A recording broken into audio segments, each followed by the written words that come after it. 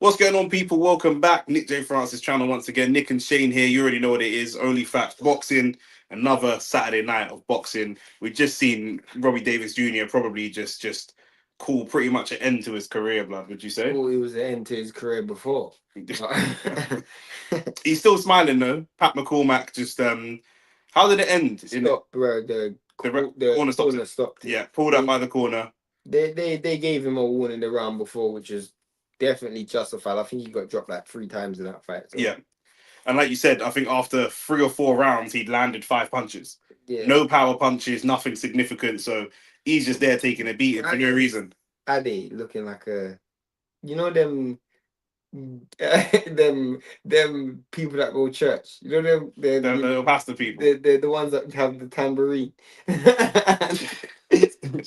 don't go to church, bro. No, I don't go to. I ain't been to church in many years. A Jehovah's Witness suit, fam. Yeah, that's mad. Apparently, Ja Rule used to be a Jehovah's Witness. Swear. Yeah. Allegedly. So imagine Ja Rule knocking on your door at 7 o'clock in the morning. Yeah, it's peak. Giving out pamphlets. We're here for Jack Catterall versus Barboza Jr. A fight that Shane's going back and forth on who's going to win. Yeah, trust me. To be fair, let's keep it real. This fight is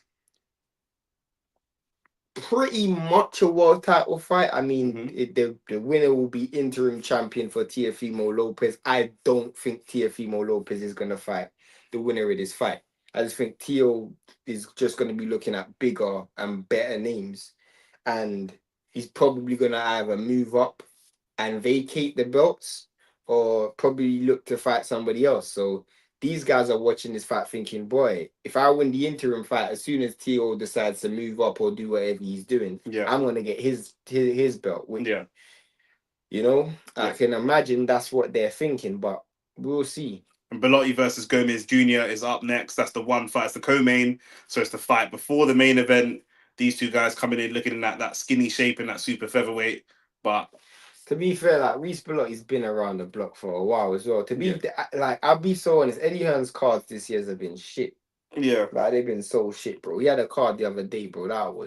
I think Chev Clark was on that card. It was Chev Clark even. I think Chev Clark lost or drew or something. But Eddie Hearn's cards have been shit. Like he's in serious trouble. Like we spoke about ESPN this week. Bigger trouble than Boxer? No, but Boxer's not the fall for Boxer. Yeah, of course. Yeah, there's nowhere to fall. Yeah, their feet on the ground. They started on the floor and they didn't get up off the floor. Yeah. Whereas Eddie Hearn, like his card quality in the UK, and you think about his stable in the UK, it is shocking, bro. Yeah. Like one thing Frank's done is because he's not spread himself thin. Like he's got a solid. I mean, I don't think he's got great heavyweights, but he's got the War. Yeah. You know, he's still got Fury if Fury decides to come back. Yeah. You know, he's got Nick Ball, he's got Hamza Shiraz. Joe Joyce? Yeah, he's got Joe Joyce, but Joe Joyce is dead. I'm talking about guys who can actually fight at world level. Okay. You know, I think he's got Anthony Kakachi, so how much world title? He's actually got, there's 3 current British heavyweight British champions in world boxing. I think 3 in the men's boxing. Yeah. Is there more than 3? 3 world champions in Britain right now, and he's got all 3 of them. Yeah. Or does Eddie Hearn have one?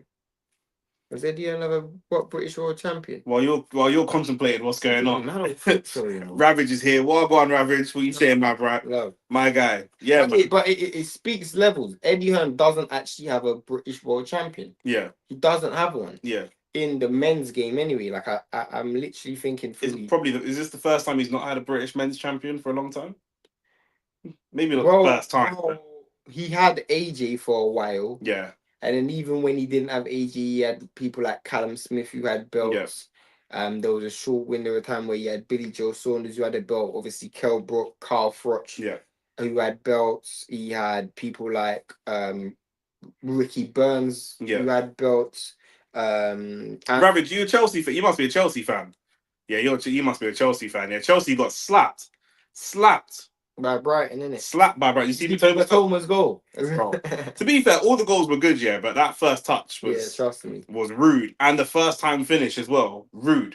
Not first time, but an early finish, I should say. Like he's got the pace to get away from them defenders. Man just slapped it. Slapped it. He just slapped, and you lot. Chelsea's keeper is fucking abysmal. Trust me. Abysmal, bro. But yeah, bro. Yeah, but Eddie Hearn's cards are getting worse, bro. Yeah. It's getting worse. What did man say? So today's my therapy. My team got whooped yesterday. I lost my head. So that's why I was chatting about. I hear he's still stressed. My team's about to get whooped tomorrow, so it's do you think you're gonna lose? There were people in my stream today saying United's gonna win. It's tough. Chelsea Spurs are shit as well, bro. Do you know the thing is, yeah? Spurs are shit. Don't bother racking your brain about that game. Do you know why? Why? Because you're both shit. Like, it don't matter. Like, who cares? Who cares? I'm not disagreeing with that. What happens? There's no, apart from memes and social media, Twitter banter. Who cares? Well, What difference? You both got new managers. Your managers both ain't gonna get sacked. I'll keep it so real. Where both they ain't got no new manager. It's his second. As I said, it's his second season. He might get sacked, but he's playing for his job, bro. He might get sacked, but this guy ain't got nothing to play for. This guy always saying he wins something in the second season. What's he gonna win now? What's he got to play for now? You got Europa League. You can win the hearts and minds of North London fans, but he ain't winning no trophies, bro. He ain't winning no trophies. I could have told you that before, bro. Of course, bro. If Jose Mourinho is gonna go there and not win a trophy, Jose Mourinho wasn't given the opportunity to win a trophy. Of course, he got to a cup. He got fired before the cup final, bro. Yeah. So. Like, he didn't even get the opportunity. Yeah, we all knew that Tottenham weren't going to do nothing. But yeah, bro, that's what it is. Next week, Bivol versus Beterbiev, the greatest boxing card ever amassed. 100%. We're going to be here live for the whole event. We're not even sure what time the event starts, but whenever it starts, we'll be here for the whole thing. And it seems like Arsenal might be playing at the same time. So football, boxing. You're going to have to figure out. We'll figure out something. But we'll be watching it regardless, even if I've got the boxing up on the main TV and then the football on the side or something. Like, we'll be watching. So, boy. Next week is next week, and this week is this week, and we gotta figure out. I'm still torn, bro. I genuinely don't know who's gonna win between Barboza and Catterall. Because the thing is, you brought up a good point off camera where you mentioned when Mexicans come over or anyone who's Latin and they have that Latin style of fighting. You think about when Chocolatito fought Kid Galahad. You think about. No, Rafael, sorry. You think about Pico Martinez. You think about what's that guy that bro. What's that guy that won the other day against Lee Wood and Josh Warrington? You know who you got actually his name's escaping me right now. Yeah. But you guys know who I mean. You think about a lot of these guys who lose their,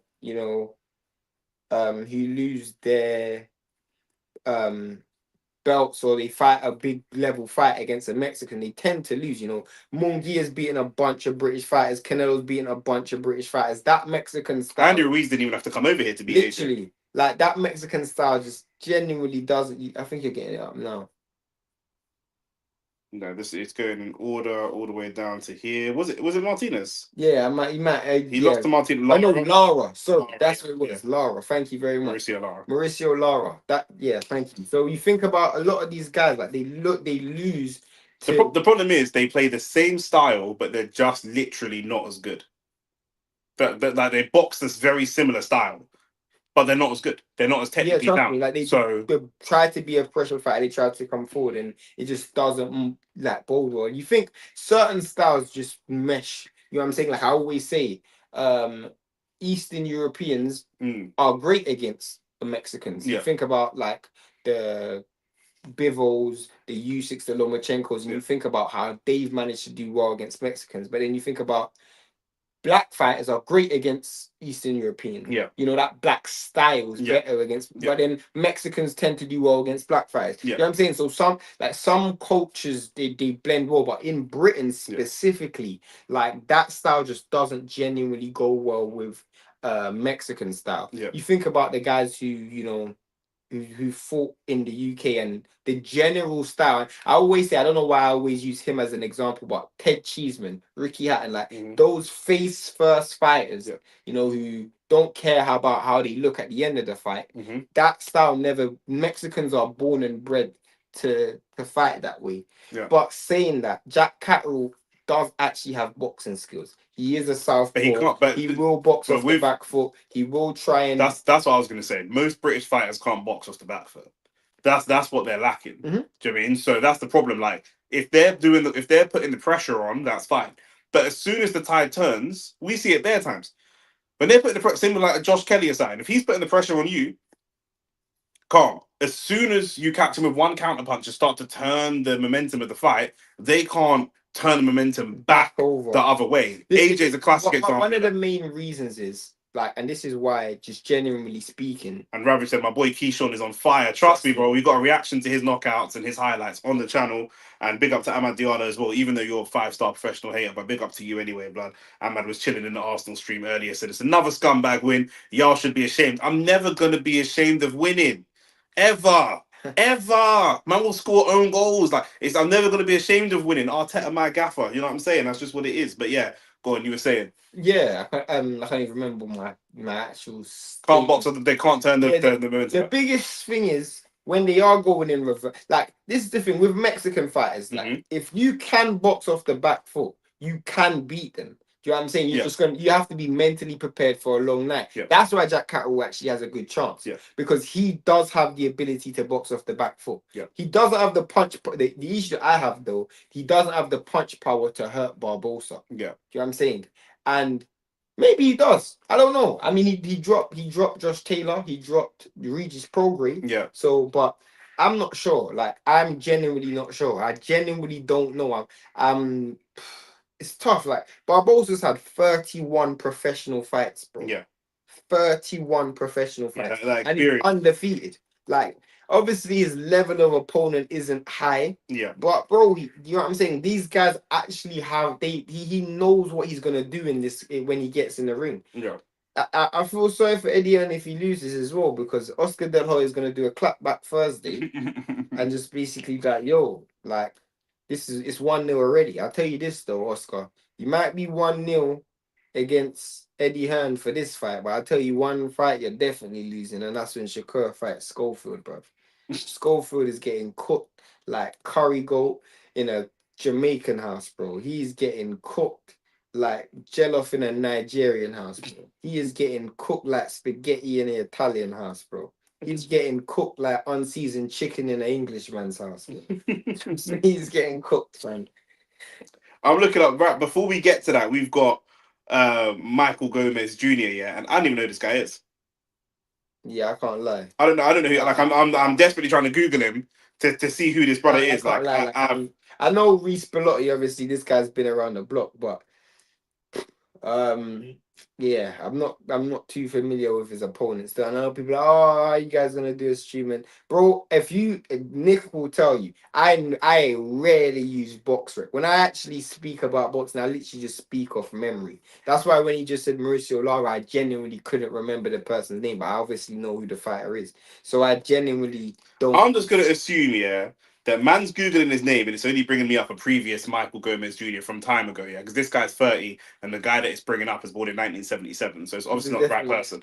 So, like, I'm just going to assume that Reece Bellotti should win this fight. Let me check. Because I don't know who this brother is. Like, he's not got a box rec. He's not got a. He's definitely. Do you know what I'm saying? Like, he definitely is a box. You know, so if that's who it is, then surely Bellotti should be looking to win this fight. There's Michael Gomez Jr. No, I'm just gonna type in Reece Bellotti, bro. Let me see who's fought. So he's an English fighter. Yeah, they're both English. Even though his name's Gomez Jr. and he's got blonde hair. Who has he fought that I would know? So, bro, my man lost a guy named Henry James. He was 12 and 24. That is flipping embarrassing. He's okay. So the only person he's only went 6 rounds with someone. With Joshua Ocampo, who's got 8 wins and 20. Joshua Ocampo, I know though, because he's been around the block. He's been around the block. So Reece Bellotti should be winning. He's just bare L's, but Reece Bellotti should be beating this guy. Should be. I mean, Reece Bellotti is far from an elite fighter as well, but yeah, but there's far from an elite fighter, and then there's Michael Gomez Jr. Bro, this is a clear indication of how shit Eddie Hearn's cards are gone, bro. Yeah, this is a clear indication. But for a co-main event, for a co-main event, you got to bear in mind, bro. Eddie Hearn. This is a guy who. Where's Reece Bellotti from? Because I know Michael Gomez Jr. is from Manchester. Is this just I bet he's going to be from Leeds or Liverpool. It's going to be one of those. Oh, it's Manchester versus Leeds. Okay, I was going to say. No, but how many how many fighters do you actually like when you let's keep it real, when you actually watch Eddie Hearn? I remember 2017, 2018, 2019, those 3 years of Eddie Hearn's career, he was doing like 3, 4 pay-per-view level up. In fact, I'm lying, 5, 6 pay-per-view level fights a year. Yeah. And then just bro, you would have people like Tony Bellew, people like Callum Smith, Billy Joe Saunders. You know what I'm saying? You would have people like Dylan White, Derek Chisora, Anthony Joshua, Kell Brook. Do you know what I'm saying? Like these Boatsy on the come up. Boatsy, you know, Lawrence Okoli. These were the level of opponents that he was putting on. You know, that was the level that he was putting on in terms of the shows. Yeah. And he would get people like Errol Spence coming over, Crawford coming over, Ricky Burns. You remember Anthony Crolla. You think about what's my man's name? Big like Callum Smith, Canelo. Callum Smith, Scott Quigg. Yeah. Did he have Triple G at one point? Did he work? He have Triple G, but I'm talking about he brought Triple G over. But I'm just like in the UK, UK stable. Yeah. Like I've literally just named you people who I understood why he was putting that on, because if you look at the level of those were just standalone events. You know what I'm saying? He had he had the AJ, you know, pay-per-views, big ones, big pay-per-views. But you think about some of the, you know, the Tony Bellew, Nathan Cleverly fights, or when Tony Bellew was fighting, or David Hay or Callum Smith fights, or you know, Liam Smith fights. You think about all of these fights that you've had through the years. Genuinely speaking, bro, you literally, I visibly see a drop in quality in his. Of course, we're trying to Google man and see who they are. Like, do you know what I mean? We have visibly see, bro. The Hom said, "Big up if Catterall can fight on the back foot, but does not have the punching power to KO Barboza. Does that mean that his game plan with the fight is to outscore Barboza?" Well, here's the thing. Barboza ain't gonna be doing no Sugar Ray Leonard impression. No, Pernell Whitaker impression. Barboza's going in there to win, and he's going in there to actually not just box. He's going in there and he's gonna be on the front foot from round 1, and there ain't gonna be a reverse in him. Yeah. If Catterall's willing to fight off the back foot for the entire time, he's gonna have to be one. He'll lose. He'll lose if he fights off the back for the whole. No, I don't know. I don't know about that. He needs to turn the screw. No, I don't know about that. I feel like that's what's going to get him in trouble. Because I think if he holds his feet against Barboza in the pocket, you're just going to get outworked. He's frozen 4s and 5s, and Jack Catterall's the guy who likes to pick his punches. Yeah. Barboza will make the fight messy as well. I think you need to create as much distance with you and him as possible and force Barboza to use his feet. Fights just started, by the way, in this co-main event. Can't believe I'm saying that. Reece Bellotti versus Gomez Jr. Ravage the Savage. Keep the comments coming, by the way, because like the video as well. Hit the like button. Subscribe. Ravage the Savage is being a little bit unfair, in my opinion. He said, "Bro, I don't know about you, man, but this David Benavidez is another wilder scamming his way through fights because he has power." Definitely not. I think that's very unfair. Definitely not. I mean, what Benavidez is actually doing the opposite of Wilder. Benavidez is actually fighting guys who people don't want to fight. Also, Benavidez just fought David Morrell, who's one of the boogeymen of the division. That's what I'm saying. He fought Andrade before that. Yeah. You know what I'm saying? So he's fighting guys who people don't want to fight.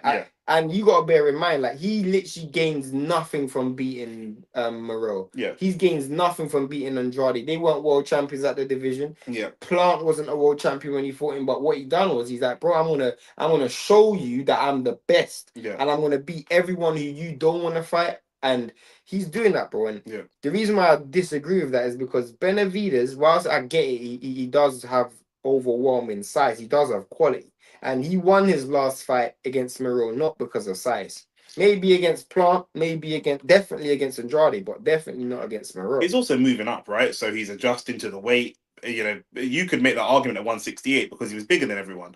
Now at 175, he's not bigger than everyone. It's unfair to, even if you wanted to say that at 168, which it still wasn't true, you definitely can't say that now at 175 because we ain't seen we've seen 2 fights. We've seen one adjustment fight and then the David Morrell fight. We ain't even seen how he's really looked at 175. Benavidez has been kind of unfortunate in the sense that obviously he lost his belt on the scales, or no, he didn't lose his belt. He got done for cocaine. So he lost his belt, the WBC belt, and then ever since Canelo got that belt. He kept that ransom and he never got an opportunity to fight for a world title. Yeah. He then moved to 75 and he came at probably the worst time, because I felt if he came 2 years later, he's obviously going to get a belt when Beterbiev Bivol goes. Yeah. If he came 2 years before, he might have got a belt before Bivol and Beterbiev captured all of Yeah. it. So he's come at a time where in both situations he's really had to wait. Yeah. You know what I'm saying? And in the meantime, we've seen guys, when they wait, they just cherry pick. Yeah. You brought up a real good comparison a few weeks ago when you said Benavidez is what Dylan White should have been. Yeah. In the sense that Dylan White took a lot of risky fights in the build up to wait for a world title and he lost. Whereas Benavidez ain't losing. Yeah. Ahmad said, do you think Tank will fight Keyshawn or Shakur one day? But not letting that left hand go on Gomez Jr., by the way. He's just hit him off the temple a couple times. And Gomez Jr. just don't look like no Englishman I've ever seen with his bleach blonde tips. He looks like he should be on flipping Love Island, blood. Who? Bit of Gomez Jr.? Yeah, trust me. Yeah, I lie. Man, like Ben White and that. I'll be real though, Reece Belotti's just showing that he's been in the game a little bit longer. Yeah. Like that guy looks like he has been fighting guys with losing records. But was the question, do I think Tank will fight Keyshawn Davis? Yeah. By the way, keep the comments coming, by the way. Or Shakur. I think there's more chance of him fighting Keyshawn because his style's a bit better and easier for Tank. And if he does fight Keyshawn, I would have no problems with that at all. That's actually the fight that I want to see more. And it would be a more entertaining fight. Yeah. Keyshawn Davis is if I'm Keyshawn, I'm looking at there's nothing really to lose. You definitely can come back if you lose against Tank, you know, and it's a unification. If you beat Tank, you are by far and wide the best and biggest up and coming talent in the sport, bar none. Bar none. Bar none. Literally, the world is your oyster. The world is your oyster if you beat Tank Davis. One, you're coming from the exact same culture, but you know the money that is there. You beat Tank, you're a unified champion, but you've just forget the belts. Forget that you've now beaten in America the face of boxing. You know what I'm saying? And you gotta bear in mind, like, because you guys are like the audience you will capture, because it's different if Lomachenko beats Tank. Yeah. Because Lomachenko won't be able to capture that hip hop, you know, that Tank culture, that, you know, Tank fan base, yeah. That Tank fan base. Yeah, he'll be able to eat from that camp. He'll be able to eat up the casual fans and eat up the Tank fan base, bro. That rapper fan base that you see, the people that go on Vlad and talk about Tank, that's you. That will be you, bro. Yeah. And I'm like, and Keyshawn's got that energy around him. This is facts. Yeah. And I'm like, bro, I can just genuinely see. And I can see Davis. I mean, if Davis took that fight, I couldn't even blame him, bro. Couldn't even blame him. It's just whether... You think he will, though? Because we've seen with Davis, he don't like to take tough fights. Yeah, but I feel like Davis is like conducting himself like a Canelo. But I feel like it's with Tank, it's more of a styles thing. He don't want to fight fighters who are gonna move, who's gonna box, who's general. Like, so he is Canelo. Shakur, yeah, it's a styles thing, isn't it? Yeah. It's a style, because Shakur is a genuine boxer, and he's gonna have to go out and seek Shakur. You know what I'm saying? When he fought Ryan, even though he put a rehydration clause on Ryan, he really knew Ryan was there to be hit. Same with Rowley. Same with who did he fight in his last fight? Who was Tank's last fight? Someone's gonna tell me in the comments. But was it Martin? What, Sandor Martin? No, man, he fought Frank Martin. Frank Martin. Yeah, Frank Martin moved, but I don't think Frank Martin's at the same level as Keyshawn. So it depends, though. I don't know. I can't speak for Tank because Tank's Tank. Ravid said, "What happened to Ian?" I'm gonna read it out. You ain't got to crane your neck over. I disagree. Yeah, he said, "I disagree." Benavidez is a fan. You skipped a comment, innit? Yeah, no, but it's Ahmad, isn't it? He's fucking United fan chatting bear shit.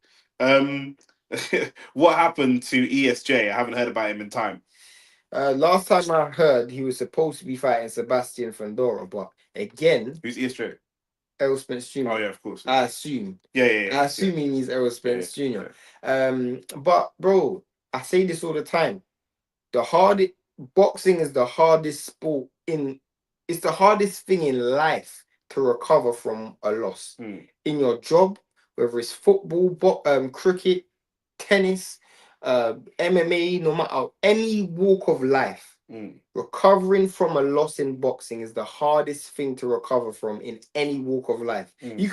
Some people recover from losing a pitney better than they recover from losing an O in boxing. Yeah. It's just You because can make another pick. is that you can make another pitney, but once that O goes, the O will never be returned. Not even on a Devin Haney thing. You can't even appeal it. And the thing is, in order for you to get be undefeated in the courts. Literally, in order for you to enter a boxing ring in the first place, you have to be able to overcome so much internal doubts that you have. The moment you lose, those doubts no longer, it's not even that they arise. They're banging your face now. And the person you look in the mirror and see, you no longer recognize. Yeah. You think about like George Foreman, bro. He retired from boxing. Yeah. You know, Prince Nassim retired from boxing, bro. I say this all the time. I genuinely believe if Floyd lost, he would kill himself. I genuinely believe if Floyd Mayweather lost the fight, he would kill himself. Well, he'd make excuses before he killed himself. Nah, bro. I think like certain people, they just wouldn't be able to deal with loss. Never the same. And as Tyson Fury. Yeah, like Tyson Fury's he's searching for an excuse right now. You know what I'm saying? Certain fighters, they just don't deal with losses. Errol Spence Jr., that rivalry he had with Crawford. Can you imagine how he feels knowing that not only you lost, you got battered, bro. Yeah. In front of your family and everyone. Yeah. That person you look in the mirror, you no longer recognize, bro. Ravi said, I swear Keyshawn and Shakur are brethren, so they probably won't fight. They won't fight, but I would love for them to put the friendship aside and fight. If they both picked up belts, they'd have to fight, surely. They both got belts now. If they clean up other people that have belts. Well, in my opinion, if let's say Keyshawn fights Tank and Tank loses to Keyshawn, which I actually picked Tank to beat Keyshawn. Yeah. But if Keyshawn does beat Tank, in my opinion, that friendship thing means shit to me. Yeah. That friendship. Man, man used to want the flipping Klitschko brothers to fight, and they're literally brothers. Trust me. Do you know what I mean? Man wanted them to fight anyway. Thing means nothing to me, bro. You have to fight, bro. Yeah. That don't mean nothing to me. But I guess whilst Tank's still there, I guess both of them are looking at Tank as the money fight. Yeah. So they probably ain't even looking at each other. Yeah. And statistically, Tank probably beats both of them anyway. So you can see the Crawford influence in Keyshawn's fighting style. No, not at all. I don't agree with that. Crawford is Ahmad Diallo. Crawford is way more technical. I don't believe that. I think Keyshawn fights quite similar to what Boots does. In the sense that he's quite aggressive and relies on the explosive speed and combinations. Yeah. I don't really see the Crawford. Crawford is very systematic in the way he throws punches. Like obviously they both have Bomac, so I guess from a I don't really see the similarities. I don't really see the similarities. What do you think about Keyshawn versus De Los Santos? Nah, bro. For me. If it's Keyshawn's fighting at lightweight and he's gonna stay, he's a big guy, so he can grow into fight at 40 and 35. But if Keyshawn's fighting at lightweight, I want to see Keyshawn fight. I want to see Keyshawn fight Tank. If you can't get the Tank fight, I would love to see him fight. I'd love to see him fight Navarrete. If you can't get the Navarrete fight, then I'd love to see them roll Lomachenko out of retirement and give him Lomachenko, bro. For the name? Yeah, for the name, bro. And I think Lomachenko's still got the IBF belt. So does he still? I think he still does. I don't think they stripped him. Man said he said on the interview though, but he can say what he wants on the interview, but that don't mean that it's true. About Crawford having a similar style. I mean, Crawford. Who said that? Crawford. I don't know who said that. Well, just because someone has the same coach, don't mean they fight the same. You know what I'm saying? Like, but also just because someone said it, don't mean it's true. Facts. Do you know what I mean? The only similarities is that they both have the same coach. Yeah. Remember, Crawford switches both hands. Crawford is way more jab heavy than Keyshawn, and there's something that Crawford does that Keyshawn doesn't do at all, which is feint. Keyshawn don't think. Keyshawn's more of a seek and destroy fighter, and Crawford's break down. Yeah, break someone down slowly. Ravid said that Abdullah Mason, you moved me yesterday. He looks tidy. Yeah, Abdullah Mason's talented. He's talented. Obviously, he's transitioning he's early in his career, so he's transitioning through different level of opponents. he had to look good in this fight because there was a lot of question marks after his first fight. Because his first fight, for those who not his first fight, his previous fight before his last one. For those who ain't seen it, everyone go and watch his. I can't even remember the guy he fought because he was a journeyman. But in his not his last fight, the fight before. Yeah. In the first round, I think there was 4 knockdowns. He got knocked down twice. The other guy got knocked down twice, and then Abdullah Mason eventually stopped him. So there was a lot of question marks because it's like you're really struggling tooth and nail with a journeyman at this level. So he had to look good in his last fight, and he did look good. Yeah. So again, there's a long mountain for him to climb because. I mean, a lot of people are obviously comparing him to Cormel Moulton, but they're very early stages in their career. And obviously, they're very far away from the finished article, but they're young in it. So, Belotti is piecing up Gomez Jr. here. Gomez Jr. trying to get some wrestling going. Ahmed said Keyshawn said he follows Crawford's instructions. Yeah, but again, like I say, just because he says that. Yeah, no, but he might follow Crawford's instructions. Crawford's instructions for Keyshawn might be not Crawford's instructions for Crawford. Yeah. Crawford understands boxing. Crawford's also he's a singular talent. Do you know what I mean? He's not. You can't. He's like. I'm not going to compare him to Lionel Messi because Messi's the goat of football. Crawford's not necessarily the goat of boxing, but you can't tell someone to just go out and do. Yeah. Like that. I feel like Crawford wouldn't even be able to explain Crawford. Yeah. You know what I'm saying? I don't think I get what you mean. Sometimes it's just sometimes it's just second nature. Like Messi couldn't tell you why he done that step over, done that, and you know what I'm saying? It's just natural. They do it in a flow. Whereas you've also got to be quite a physical specimen to do what Crawford does. Crawford's the strongest person in the ring for the most part. He's always until he's got to Madrimov, who's a lot bigger. He's generally the strongest guy. And you look at like what Crawford was doing at lightweight and what Keyshawn's now doing at lightweight. I don't even think when Crawford was at lightweight, my bad. When Crawford was at lightweight, he fought the same as how Keyshawn fought. Yeah. You know what I'm saying? So And Ahmad said, yes, confirmed. Loma still has the IBF. Yeah, so that's my point, bro. Like, bro, I don't know what the IBF are doing. These men are stripping everybody, but they stripped Usyk. They man stripped Usyk and gave the bar a belt, but these man don't want to strip Crawford straight away. They stripped Crawford straight away. Yep. They stripped Canelo. You know what I'm saying? They were looking to try and strip flipping. Well, they're probably not going to sanction that bout then with Keyshawn and Loma because obviously they want Loma to keep that belt. Obviously, they made that clear. No, I mean Loma and Keyshawn are both with top rank, so it should be an easy fight to me. Yeah, but whether it's gonna be made, I doubt it. I mean, would Loma want Keyshawn Davis? No, you don't think so? No. If I was Loma, I would try and get the get back for Ranchik. He's your Ukrainian brother. Try and get the get back for Ukraine, bro. Yeah, he'll end up getting hurt. You think so? You think Loma's done? Definitely slowing down. Remember, his style is so reliant on being physically active and being physically fit. Facts. Do you know what I mean? Like not just punching fit, but the footwork. I'm not gonna say you're wrong. It's Loma in it, so you don't want to doubt him. But we've already seen Loma lose. It's not like it's not like we're talking about Usyk. This is he's got how many? He's got 2 losses. Three losses now. So do you know what I'm saying? We're not talking about Mayweather who's never lost, or Crawford who's never lost, or Usyk who's never lost. We've seen you lose 3 times. Facts. Keyshawn's, even just from a confidence perspective, if you walk into a fight with Usyk, you're walking into a fight with a man that's never lost. There's not really a blueprint to beat him, rather than walking into a fight against somebody where you've lost 3 times. Keyshawn's confidence is going to be through the flipping roof, blood. Yeah. You ain't fought in a while. Yeah. And the last time you did fight, I think, was against Cambosis, which that ain't not the same time. You for Keyshawn. No. So not at all. Although, yeah, Keyshawn fighting Cambosis, I like that fight. But I don't think we'll see it, but Keyshawn will cook Cambosis, bro. Yeah. Keyshawn would absolutely cook Cambosis. I mean, bro, I'm not even gonna lie. Like, if Keyshawn can't get the tank fight, I wouldn't actually mind seeing Keyshawn move up. But I don't think he will, though. Like, there's too much food for him at that weight class. But there's a lot of food at 40, bro. There's a lot of food at 40. Yeah, but you want to build his name more.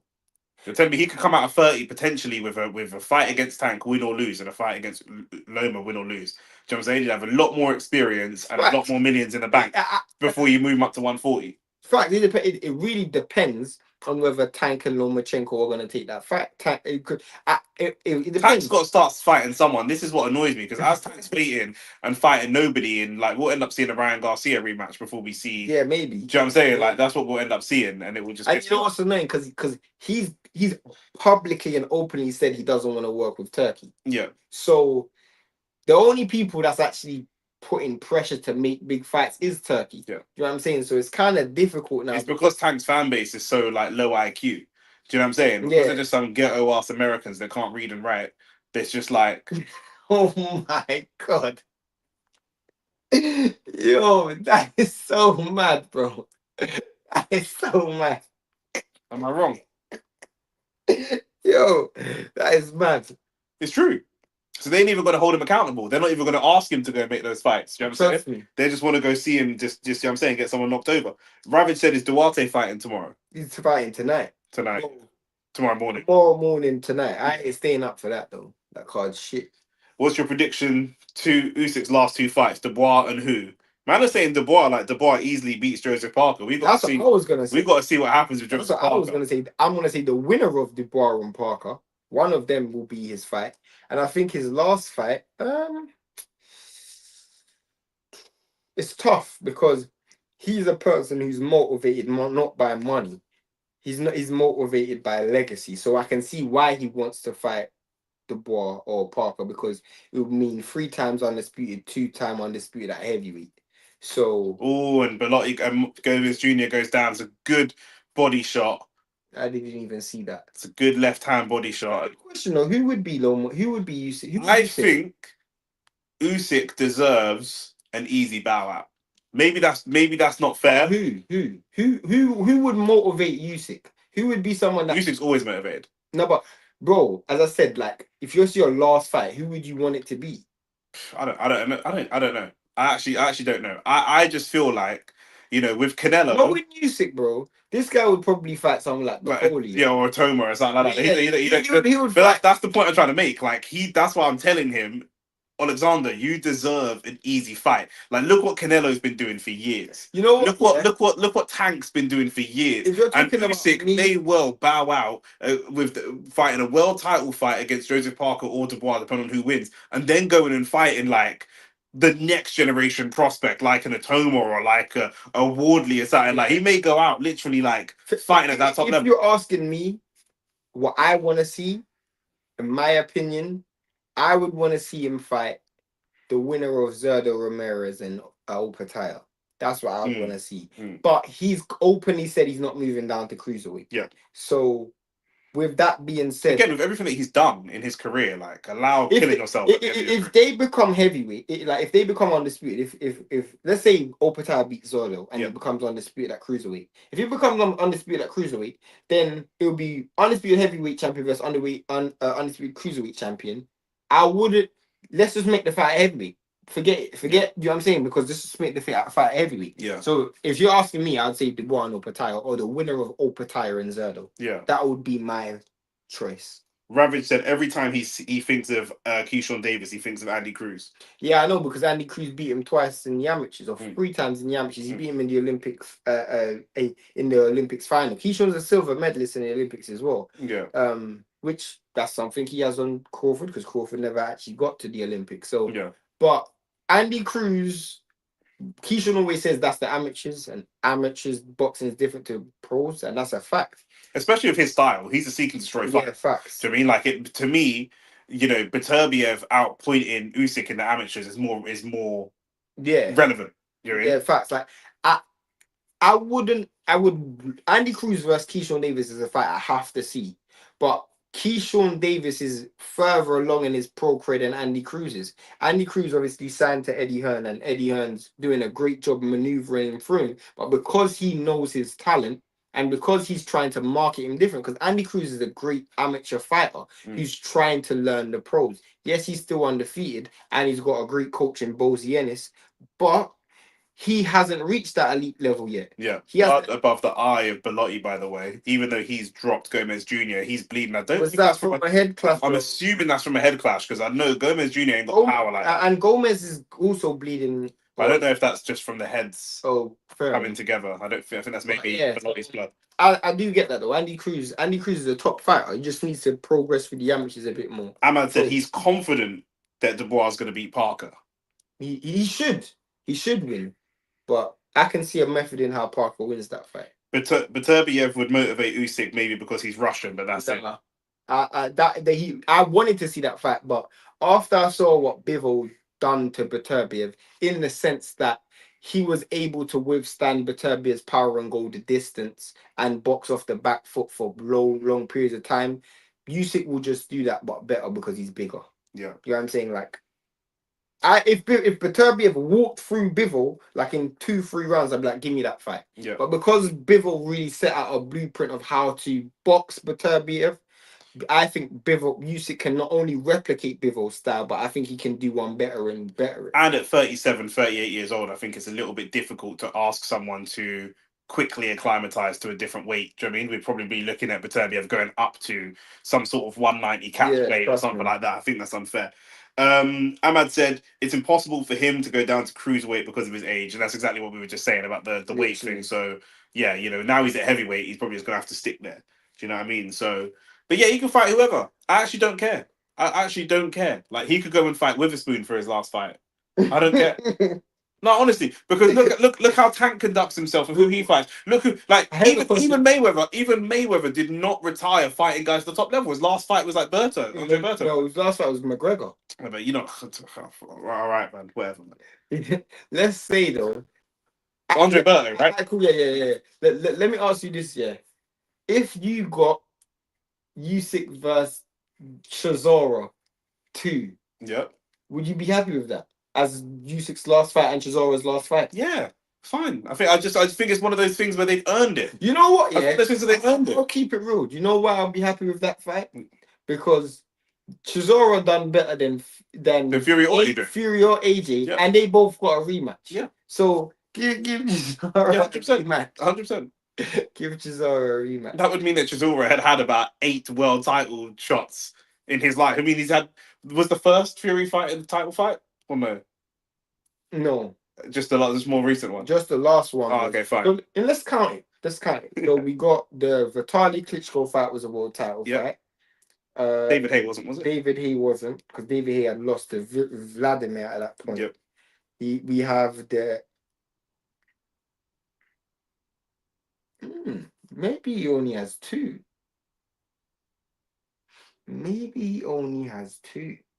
Yeah, probably. He probably only has 2 world title fights.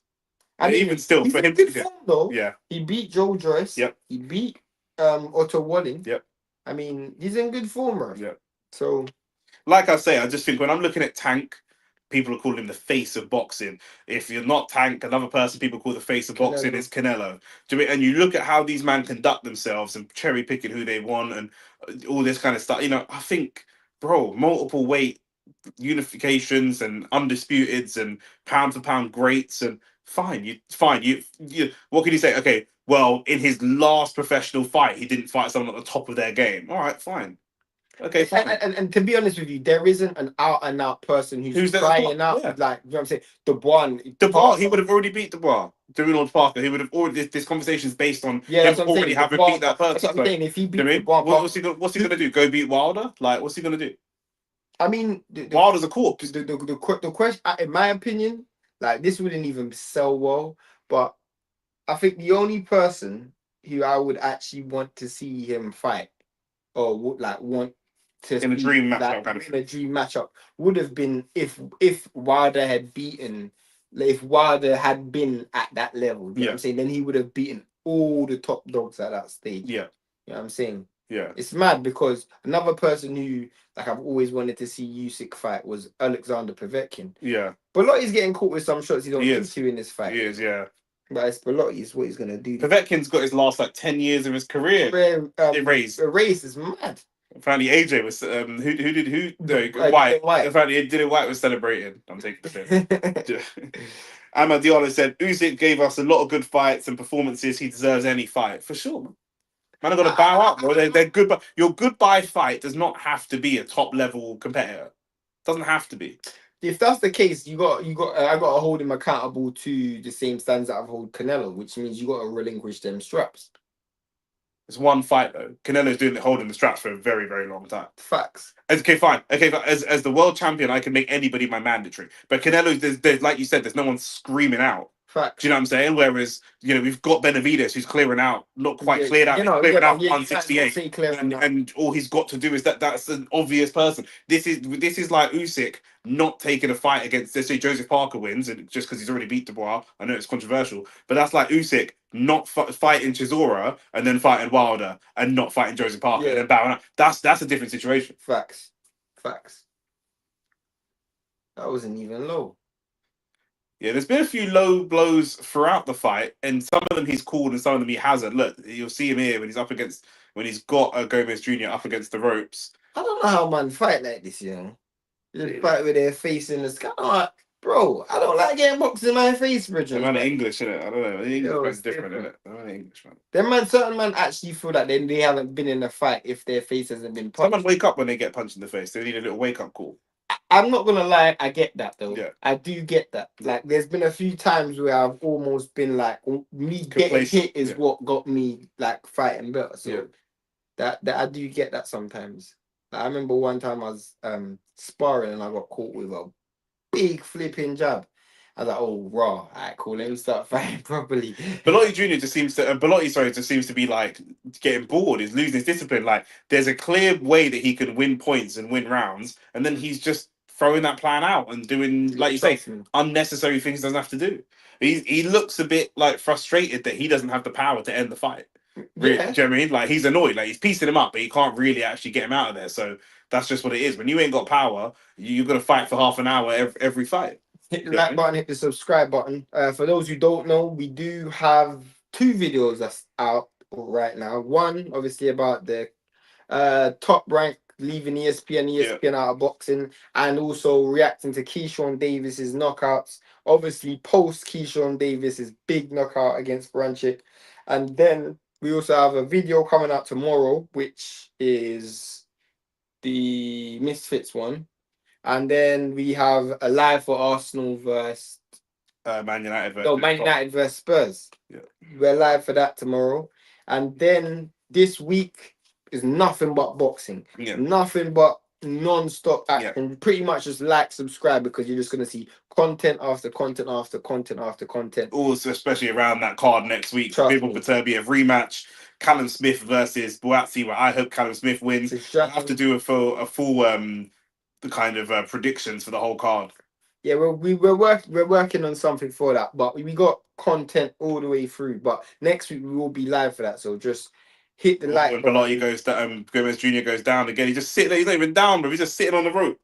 He said, Barry said, "Wait, what? ESPN left boxing since when? Since you didn't subscribe to the channel, blood. You know if you're subscribing, blood. You know what I mean? But yeah, go on. ESPN had a deal with Top Rank.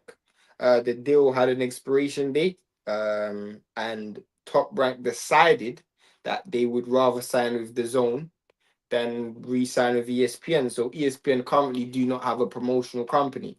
And the reason why they're out of boxing, like Showtime, like Fox, like HBO, is because the pool of talent and the free agency. We had a video about this free agency a few weeks ago when we were talking about Devin Haney. Yeah. But the free agency of boxing meant that the need for direct deals with promotional companies have been slightly unnecessary. So what you see is, like with Devin Haney, like with Tank Davis, people will start their own promotional company and do a deal directly with a broadcaster. ESPN, Showtime, Fox, those Sky, TNT, these guys are out of boxing because they pretty much relied on promotional companies for so many years. DAZN have pretty much opened the world for this free agency thing, and ESPN Plus and ESPN haven't been open to it. So the whole consumption of boxing on an app is just way more palatable for the environment we're in right now, and ESPN don't have a flagship promotional company. He said he subscribed, but he didn't have notifications turned on. But he's just turned them on. Ravage, my guy. That's what I'm talking about. But yeah, that video's out now. It's very interesting. It's very different to what we normally talk about. Yeah. But the reason why it's interesting is because in the grand scheme of things, it means all the promoters are on DAZN, other than Al Heyman, which, as you said in the video, Al Heyman isn't a promoter, but all the promoters are on DAZN. Which who's there that he's holding though? Other than it's just Tank and then who else? Tank Benavides, Stephen Fulton. Wasn't Benavides Moreau on? No, it wasn't. That was on PBC. It was on PBC. That was on PBC. So Benavides will be fighting on DAZN soon. At some stage. Because also just based on the way he conducts his career, he's been very vocal and forthright about who he wants. Yeah, he's gonna be fighting. This Gomez Jr. guy keeps looking at the ref, and the ref is shrugging, saying, "Bro, I can't help you, bro. It's not a 2v1, bro. This, literally. Do you know what I'm saying? Like, but it means in a short term, it means that we will get a lot of these fights fighting each other because they're all on the same broadcast, they're all on the same television network. But we did discuss the long-term effects of how it negatively may affect boxing, which Nick mainly led that argument, which I thought was a really good conversation and very interesting. So go and watch that after you watch this live. It's interesting. Bellotti versus Gomez Jr. here is just turning into a pure Englishman slugfest. This just looks like Bill Mitchell versus Grant Mitchell. Do you know what I'm saying? Literally, bro. Battle of the Queen Vic. Like, because Bellotti looks like he could outbox Gomez Jr., but he can't. Like, his sideways movement is horrible. Like, when he just wants to scrap, bro. He wants to have a scrap. Like, he's getting annoyed at himself and he's taking it out on Gomez Jr. here. But when he throws a couple of punches and then he goes to reposition, he just lets his hands go. He's off balance, no footwork, and just starts walking back. He just says, "Give me a second, let me walk back." Look who's walking back now. And I think that there's a chance, even though Bellotti's winning this fight, I think there's a chance he can get dropped. Because if he gets caught when he's just off balance, he's going to end up going down. Trust me. Now, I think he's dropped Gomez Jr. twice this fight. Yeah. So it shouldn't make a difference to the overall. Wheel into the. But look when he steps back. The ref saying, "Watch your head." It's a good combination that he's throwing. Yeah, though. He could actually get the stoppage. I don't know if he can. He barely seems to be hurting Gomez Jr. Again, I talk about this all the time, and I just hate when fighters do this. When you throw a punch and you fall in on your shot, you automatically give a person a chance. He's got no balance. I tell him, just looking at the way he's moving around the ring, for someone who's battering his opponent, he should have way better balance. Look at that. But as soon as he's finished this flurry, he's so vulnerable. For me, I'm a guy. My trigger to throw punches. See what I'm saying? He can end up getting knocked down here for no reason. Punches as soon as I see someone throw. Yeah. That's my trigger. I hate when people are just tensed up. You rarely get knockouts like that unless you got like Beterbiev level power. Yeah. Like when someone's clinched, their whole body is tensed and braced up for impact. Yeah, I mean, I'd be furious if I was Bellotti's coach right now. I'm not gonna lie. What do you been seeing this guy for years? What do you expect, bro? You can't expect a guy that's been fighting like this to all of a sudden turn into flipping Prime Crawford. You know what I'm saying? Like at this level, these men know what they are in it. Their man are gonna be. Bro, sometimes I look at British boxing and I'm just disgusted, fam. Yeah. I'm not even gonna lie, I'm just disgusted. This is another guy, like Liam Smith, another guy. Why? What's wrong with him? Why? I've never liked British boxing, I've never been a fan of British boxing. If you were to ask me who's the best up and coming British fighters right now, I wouldn't even be able to tell you. Moses Toma? Oh yeah, Moses Fabio Wardley. Sam Noakes.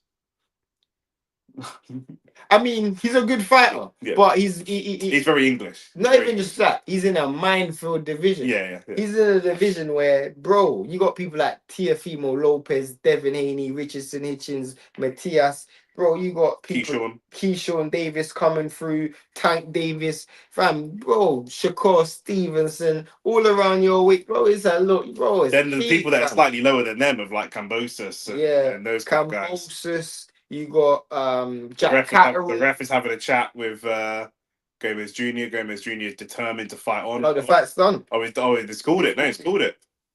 Man said Ian Butler Smith. Yeah, it's one of them ones. Like, he's not coming back, is he? He's been dropped twice. He's not going to come back and win the fight. He's barely winning rounds. you know, any rounds that were competitive, it's because flipping, you know, I mean, but let not me he's tell made you it how competitive. shit we are right now in terms of boxing. People are currently saying the biggest and best fight in British boxing is Eubank versus Ben. That in itself should tell you where we are, bro. We've gone from saying the best British fight in boxing was Fury and AJ to now Ben and Eubank. Bro, that just tells you everything you need to know, bro. None of them will ever be elite fighters. None of them will ever win a world title. None of them will ever beat an elite fighter. None of them. Like, even in the case of Conor Benn, he's not even really earned his way into this position in the first place. Do you know what I mean? At least Eubanks had like world title shots. He's fought at the top level. Like, do you know what I'm saying? Like, he's not won at the top level, but he's been in that mix. Do you know, like, one thing I'll give Eubank credit is because of that, and he's fought guys who's like, I'll be so real, and I'm being so fair. Yeah, Eubank was around in arguably one of the best. One of the best super middleweight divisions. We had Callum Smith, George Groves, James DeGale, Billy Joe Saunders, Chris Eubank. And now, you know, talent. And the reason why I'm saying that is because they all fought at the same time. We would beg for an era where we get them level of fighters. We ain't got nowhere near that. But my point is, Eubank at least, he fought George Groves, he fought Billy Joe Saunders, he fought James DeGale. He didn't fight Callum Smith. But at least you can say he fought Liam Smith, his brother. You know what I'm saying? At least you can say he fought the guys in his era. Conor Benn has literally done nothing. Absolutely nothing. Nothing. Like zero. Like, when we talk about great welterweight, eating contaminated eggs. Literally, when we talk about great welterweight fighters from the UK in the past, you think about people like Kell Brook. Kell Brook fought Sean Porter. He fought Errol Spence. He fought Gennady Golovkin. He fought Terence Crawford. You think about Amir Khan. He fought Danny Garcia. He fought Lamont Peterson. Fought Canelo. He's fought. Do you know what I'm saying? You look at Ricky Hatton. He fought Pacquiao. He fought Mayweather. He fought Paulie Malignaggi. Who have you fought, bro? You fought, his biggest fight has been against Varda. You know what I'm saying? Like, if we're being real. Trust me, bro. Do you know what I mean? Like, literally, who have you fought? And Simon Jordan. Simon Jordan. And Piers Morgan. Literally, bro. Who have you fought? Us. Literally, us. Literally, bro. Come on, bro. Literally. Conor Benn is a bomb, bro. He is a flipping bomb. And that's why going into that fight, most people actually want to see what Conor Benn has done is so bad that he's turned Eubank, who is normally the pantomime villain, and he's the hated one. Everybody wants Eubank to win. I do. Everybody, bro. I'm torn still. I'm still torn. No, but the reason why I can't, as I said, Eubank, for all of this shit that he talks and all of that, this guy actually has I just told you, the guys who's actually fought, he's been in the ring with world champions, bro. With world champions. Who has Conor Benn fought, bro? Past it, Samuel Vargas. Who else did he fight? I'm looking it up, man. Samuel Vargas. He fought Paynard or whatever that was. That guy was that Vargas. Granados, oh my days, Chris Algieri, Van Heerden, oh my, that's what I'm saying, bro. Like, who are we fighting, bro? And the first fight is cancelled because of you. Literally, like it was your fault. Like, and you ain't humbled yourself. You ain't like nothing. Here's why it's even madder. We look at what Crawford had all the belts. All the belts at welterweight. You're literally begging Crawford move up to make the belts go vacant. If I'm anyone at welterweight, that's what I'm thinking. Because you want a vacant belt. You actually look at it now, bro. Who at welterweight would you actually pick him to beat, bro? Like, at the elite level, you ain't picking him to beat Boots. You ain't picking him to beat Stanionis. You ain't picking. Maybe he might beat Barrios. I don't even know if he will, bro. It's impossible to like rank him because he's had such low level position. He's literally had such low level, and that's what's annoying. And you know, you could still start to match him through the ranks, but really, you can tell they don't really have any belief in him because Eddie would rather cash in on this fight than actually move him through the ranks. That's a brilliant point. That's what it is. That's a brilliant point. There's no way that, you know, if Itoma could go for a world title fight, we just cash him out against someone. 100%. Well, it's a great point. That is a great point because if Atoma was in the position where Usyk gave up the belts and you had people like you had vacant straps available, they're putting up Matoma to win a world title. Yeah. They're putting him. Yeah, they're not cashing him out against Derek Chisora. I'll go as far as saying this: if Eubank was in Conor Benn's position, he would have won a world title. Let me tell you why. Let's get through these comments. And Ahmad Diallo said, "Me too. I don't like Eubank, but I want him to win." And Ravi said, "You man hadn't mentioned Tony Bellew was a good British fighter." Oh yeah, I get Tony Bellew was a really good fighter. Like, and his ability, what he was at light heavyweight to what he became at cruiserweight, I have to commend him tremendously. Because when he lost to Nathan Cleverly and Adonis Stevenson, I thought he was done. And then what he done at cruiserweight, I have to give him so much credit for.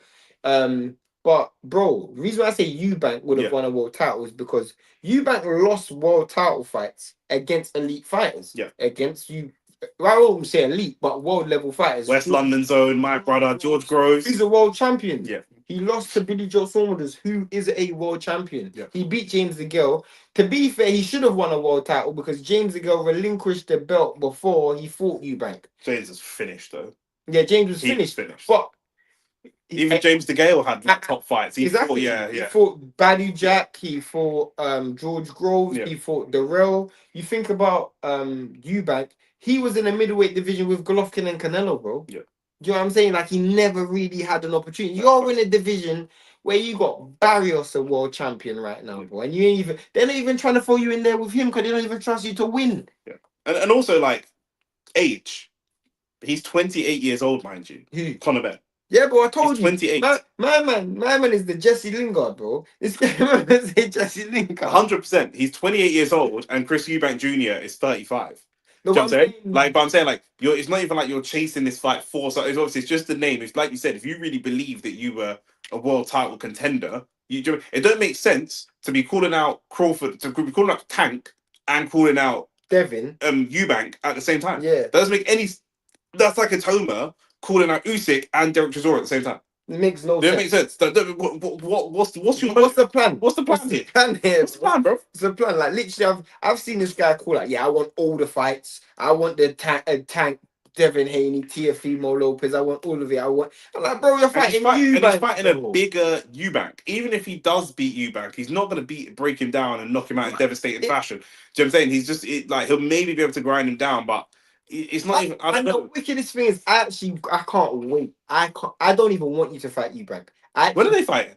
It's in April. Okay. I don't even want you to fight Eubank. We're gonna be live for that. Yeah, facts. I want you to fight.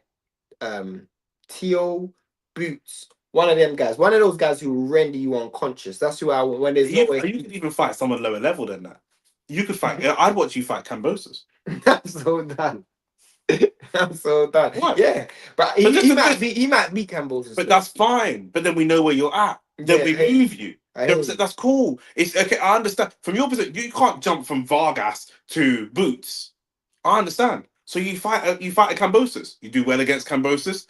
We see you against Deloma. You do well and look impressive against Loma. You got a belt. But you move, we're gonna move you. But you're just jumping all over the place. It doesn't even make sense. I don't believe you when you say you want these fights. I don't believe you. I mean, a fight that and this is being genuinely honest. The fight that I genuinely wanted him to be in, and I genuinely wanted him to fight was Josh Kelly. Yeah. I did want to, because to be fair, they're both as limited as each other. Yeah. Do you know what I'm saying? I genuinely wanted to see that fight. I don't think we're going to, but I genuinely wanted to see that. Yeah. That would make more sense, but yeah. But Josh Kelly's washed now, anyway. Would you pick Eubank? Would you pick Ben to beat Josh Kelly? Would you pick Ben to beat Josh Kelly? It's competitive. It's 60-40. That's what I'm saying, bro. Yeah. I'm not betting money on Ben beating Josh Kelly, bro. Yeah, I'm not betting money on that. Yeah. Alright, cool. Here's another fight for you. Josh Taylor. Josh Taylor versus Eubank. Ben. Who you betting on that? Probably Josh Taylor, to be fair. Ben, bro, that says everything. That says everything in itself, bro. Yeah. Josh Taylor just lost to Jack Catterall. No disrespect to Jack Catterall, he's about to fight now. But you're talking about fighting Devin, Tank, Boots, and these man, and you can't even beat. You wouldn't beat Catterall. Yeah. I wouldn't pick you Ben to beat Catterall. Yeah. I would pick Catterall to beat you Ben any day. That's the thing. Even with the eggs, even with the eat all the eggs. contraception. Eat all the eggs. Pills that you were taking. That's the thing. That's the problem. Like, it's the money thing. Like, do you know what I'm saying? Like, you just ain't gonna make that kind of money. Like, the money you're gonna get to go and fight Eubank. Do you know what I mean? That's what it is. Trust me. Start real. We're not muted, are we? Was No. that muted? Oh, why do you think I'm muted? Okay, cool. No, it's the wrong one. Alright, cool. I'm just double checking. I was just it's this one that's yes. I see what you mean. just threw me off for a minute. But yeah, we're about to get to the main event. Barboza Jr. You've been thinking about it all night. You've been going back and forth. Have you made a final decision yet? I mean, let me just check something. I just need to check something. I think I may have made a racial pre-assumption. Yeah, he's Mexican American. Yeah. It's calm though. He's repping it, so it's calm. He's repping it. I know I was just gonna see like. Yeah. Yeah, he's on his boots and stuff. He's got one American flag on one boot and one Mexican flag. So it's calm. Yeah, I don't know. Yeah, but have I made my decision yet? Yeah, have you made your decision yet? Shane's been bare racist and putting a Mexican flag on Barboza's. Let me put it up. Mexico versus England's better, innit? Mexico versus England's better than Mexico versus America. Look what Shane's done. He's put the Mexican flag, and my man's American. But he's Mexican as well. That's a disrespect. So, man. He's Mexican. Mexican versus America is always better, innit? Versus England's always. So the DAZN keep talking about how this is. Look at Teofimo's shoulders versus Jack Catterall's shoulders. Blood fire. Do you know what I mean? But he looks like no, I was gonna say something. Let me not say that. They're going. Teofimo. No, you're saying DAZN or you saying DAZN? The DAZN are bigging it up like this is a final eliminator for Teofimo. But you don't think it's gonna happen? I don't believe so. Teofimo Lopez was in negotiations to fight. Boots. Yep. Boots then fight what's it called? Was in negotiation. Was Boots then is fighting Stanionis. He was then in negotiations to fight Devin Haney. He was then in negotiations for unification against Richardson Hitchens, which is an all New York unification. To then go from that to Jack Catterall, it just doesn't. You know what I'm saying? To me, it don't wash right. Yeah. So what I think's gonna happen is they're fighting for the interim world title. He's gonna either take the money fight against Devin, which is big money. Yeah. Big money. Yeah. Or the winner of Devin and Ryan. Yeah. Which is massive money. Yeah. Or he goes and fights Richardson Hitchens. Him and Ryan's probably even more money than him and Devin. Yeah, facts. Facts. So, or he looks at fighting Boots at 47. I can't see an incentive for him fighting Jack Catterall. I can't see it.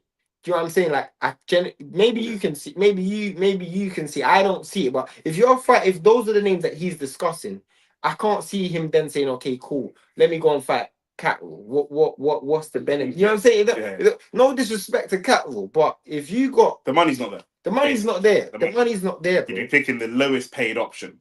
Literally, you probably have to travel. You would have to travel because the biggest money for that fight would be in the UK. Yeah, so you'd have to travel to make less money. And then also, you don't even get it's a mandatory. Yeah. You know what I'm saying? It's a mandatory, but it's not even like at least with Richard. Who's it? WBO. WBO. How strict are WBO on enforcing mandatory? Not as strict, but because in fact, I'm 1,000,000% sure. What am I talking about? I'm 1,000,000% sure he's not fighting the winner of this fight, because the only reason why they're boosting up like this is because the WBO he's literally been kicking this can down the street for so long. Yeah. He's genuinely not wanted this fight, bro. Yeah. Like, he's literally looks for every other fight other than this. Yeah. Do you know what I'm saying? So I think he's looking at it like, bro, I'm gonna give up my belt. But I'm going to make sure I give up my belt for something that's going to be worthwhile. Yeah. You know what I'm saying? So he's just looking at, because in my opinion, I think his next fight will be with him versus Richardson Hitchens in New York, which will still be for a belt. I would have loved to see it for a unification, but it won't be. But Richardson Hitchens is signed to Eddie Hearn. I can easily see Eddie Hearn. I can see the play for Eddie Hearn already. Yeah. I can see the play. Make the Hitchens fight. Make the Hitchens fight. And then move Catterall into the belt, and then Hitchens versus Catterall. Yeah. That's literally what he's gonna do. I can literally see the play already. Unless Barboza scuffs up those plans. Ravage said Jake Paul was a clown, man thought he was actually gonna fight Canelo. The thing is, if he fights Canelo, he'll get put in a coma. But also, like the leaking contracts thing is just going to make man not want to do business with you. No, but I felt like, and I don't know if this video is out yet, but I'll just say it anyway. We got a video that we recorded, but you brought up a good point, where in the sense that Canelo is a perfect businessman, in the sense that he can take a 4-fight deal with Turkey and still go back to Jake Paul. Of course. Do you know what I'm saying? If he beats Jake Paul now, Canelo could that lose. Turkey money might not be there. Canelo could lose all 4 of his next 4-fight deal on DAZN and still be the most credible person Facts. that Jake Paul would ever fought. Jake Paul was there such a big gap between Mike Tyson at 60 years old all the way down to everybody else. There's nothing else, because he's gonna make 100+ million fighting Crawford, and he believes he's gonna win that fight. He's a favorite for that fight. He's like Canelo. Yeah, Canelo. He'll probably win that fight. Yeah, against Crawford. I mean, I hope Crawford wins, but my point is, he win 150+ million. That's part of that deal. I know one of the facts that is part of that deal for the 4-fight deal is the mandatory fight against Skull, which I don't think he's gonna make a large amount of bread, but he's gonna make good amount of money for that. And he's got 2 fights left. I think one of them might be Benavidez, and he's definitely looking at close to 200 million, maybe plus. He can lose to Benavidez and still fight Jake Paul. Yeah. Do you know what I'm saying? So I feel like he's looking at it from a perspective of, I actually don't need, you're just one fight, and the money that you're offering me isn't and the risk. If he's bigger, Jake Paul's bigger, and size matters in boxing. So even if he did get dropped, even if he beat him, but he got dropped or he got hurt or anything like that, or he doesn't stop you, or he doesn't stop you. And Canelo's stopping ability has been not great in recent years. So if any of those things happen, then he's just saying goodbye to what could be 400, 500, 600 million pounds over the next couple of years. Just don't make any sense. I might as well just take this money with Turkey, and even if I lose 2 of them, 1 of them, I can still brock you up for big boy money anyway. The fact that Jake Paul thinks he even has a chance that he's going to win, no, he doesn't. He doesn't have a delusion. Chance. He doesn't believe that. He doesn't believe that. He might do. He doesn't. He might do, bro. He doesn't. He does not believe. I don't know that Jake Paul knows enough about boxing to understand the kind of danger that he would be in. Bro, he was justifying a loss against Tommy Fury, bro. Yeah. He justified a loss against Tommy Fury. Yeah. Which meant that in your mind, losing to Tommy Fury was acceptable. You know enough to know that the level of Tommy Fury, to lose to Tommy Fury, there is no way in the world you go from losing to Tommy Fury to beat Jake Paul, to even being competitive against Canelo. Yeah, that's true. Bro, Tommy Fury wouldn't even win a Southern area title. That, in the words of Laurie. I might said it's scripted, bro. I don't know about that. Yeah, I don't think it is scripted. I don't know about that. Canelo ain't in no script. One thing about Canelo, we might talk about ducking and all that. This guy's a real fighter, bro. He's been fighting since he was like 9, and he's been pro since he was 15. This guy's a real fighter, bro. Yeah. Like Canelo Jake Paul might be in that gimmicks thing. I think Jake Paul and Mike Tyson was scripted to a certain degree. Yeah. But the thing is, it's boxing. These people are very, very smart people. When people say it's scripted, that doesn't necessarily mean there's a written down script. Me and Shane could fight, or me and Shane could fight against, not even verbal. We could box against somebody else at a different podcast, for example, and we could know in our minds, us two and them, know what is the best possible outcome for the situation without us ever saying it. Facts. Like, do you know what I'm saying? Bro, man's growing up on the streets. Man's never had to have certain conversations of like, all right, cool, if this happens, you go left and I go right. We know what the play is. We already know what it is. But I think in certain situations, you do see where fighters try and carry their opponent. Yes. And I genuinely believe... Mayweather carried McGregor. I don't know about that one. Mayweather carried McGregor. I don't know about that one. But I do believe... Not carried him in the same way that Mike Tyson carried Jake Paul. You mean Jake Paul carried Mike Tyson? Whichever way. Not in the same way.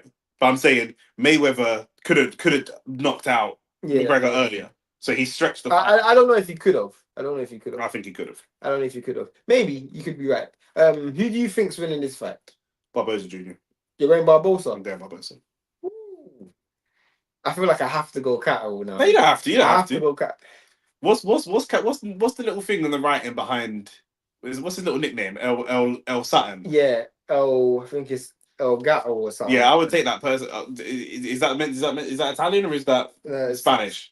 I don't even know. Because I would take that personally if I was Mexican. How are you? You're not one of us, and you got. But he's been. No, I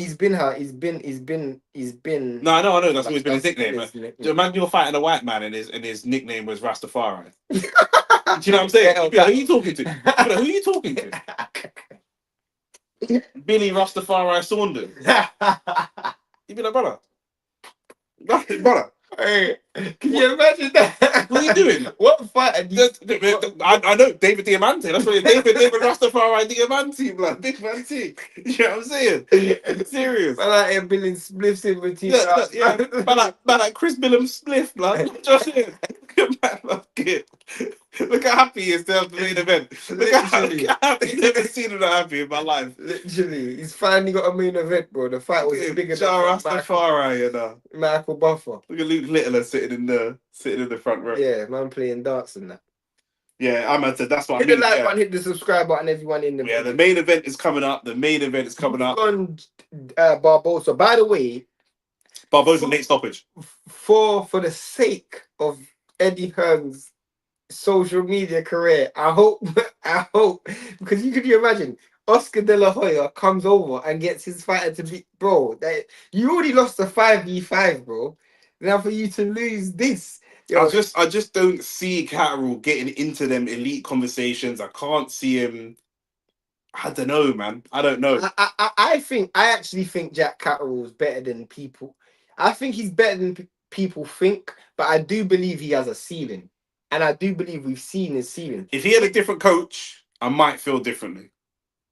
I don't know. Maybe you could be right. Like if he had a Bomac. Yeah. If he had a Bomac, I mean, like Bomac is one. These English coaches, not all of them, but his coach especially, not his coach especially, but a lot of the English coaches, I mean, they fight one way.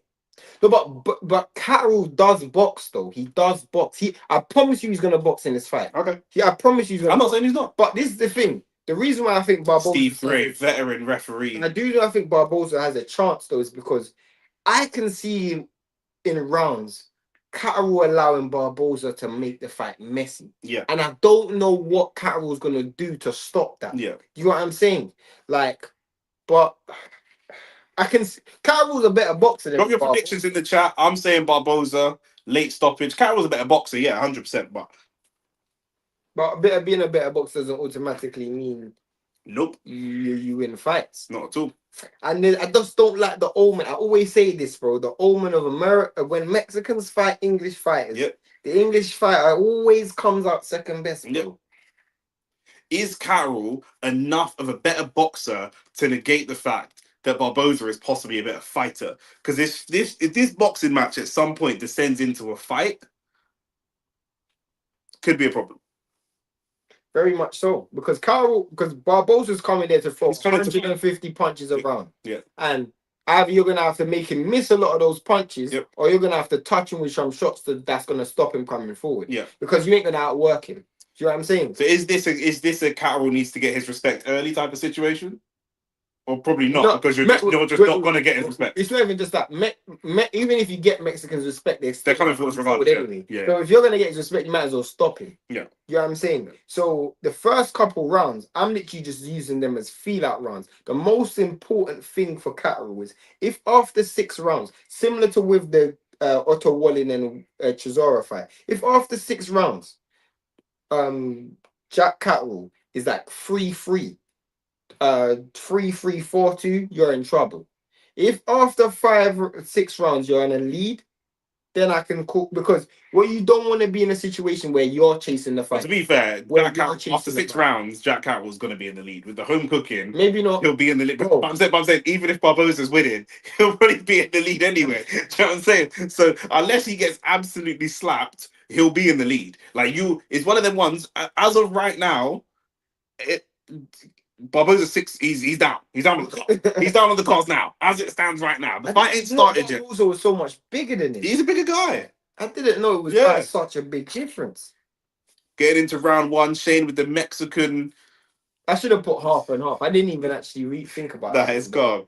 It's calm. Let us know your predictions. I'm going Barboza, and you're going. I'm just going to make a decision. Jack Catterall on points. I thought you were going to do a lorry and go back and forth. Here we go. We're into round 1. And I'm going to score this one as well. Let's see who's stepping backwards and who's stepping forwards.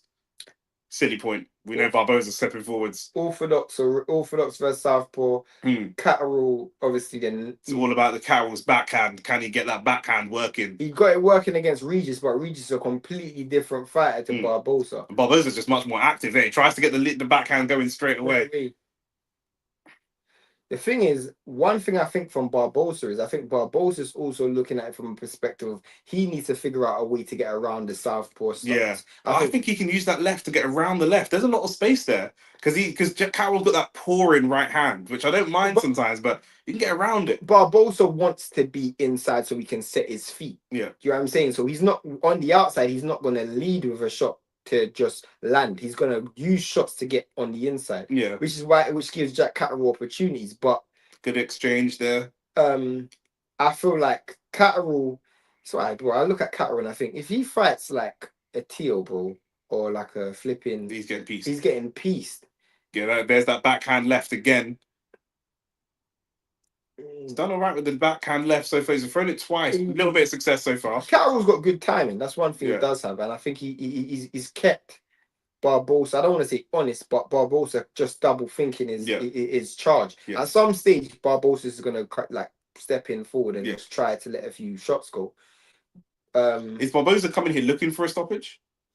Because if he is, maybe that explains. Maybe he's happy to give up a round or two, or not really. I don't know. I don't know. I actually don't know. I definitely feel like the immediate concern for Barboza is the orthodox, and like he's not able to set his front foot because of the orthodox southpaw combination. Oh, good left hand. I didn't like the way Jack Catterall pulled away there. No, he did his chin up. Yeah, chin up. Yeah, you say that all the time. He did have his hands of his guard were good, but he leaned back. It's just an instinctive thing to do to get out of trouble. You know who would cause Jack Catterall so much problems? Ryan Garcia. Yeah, I was gonna say because he does it. Look where his right hand is. His right hand is in front. That's why I said if Barboza can get his footwork going and get round the outside, there is space for that left hook. Overhand left, there's space there, but he can't set it up. If he tries to feint with that right, Jack Catterall's got that back. I will be honest.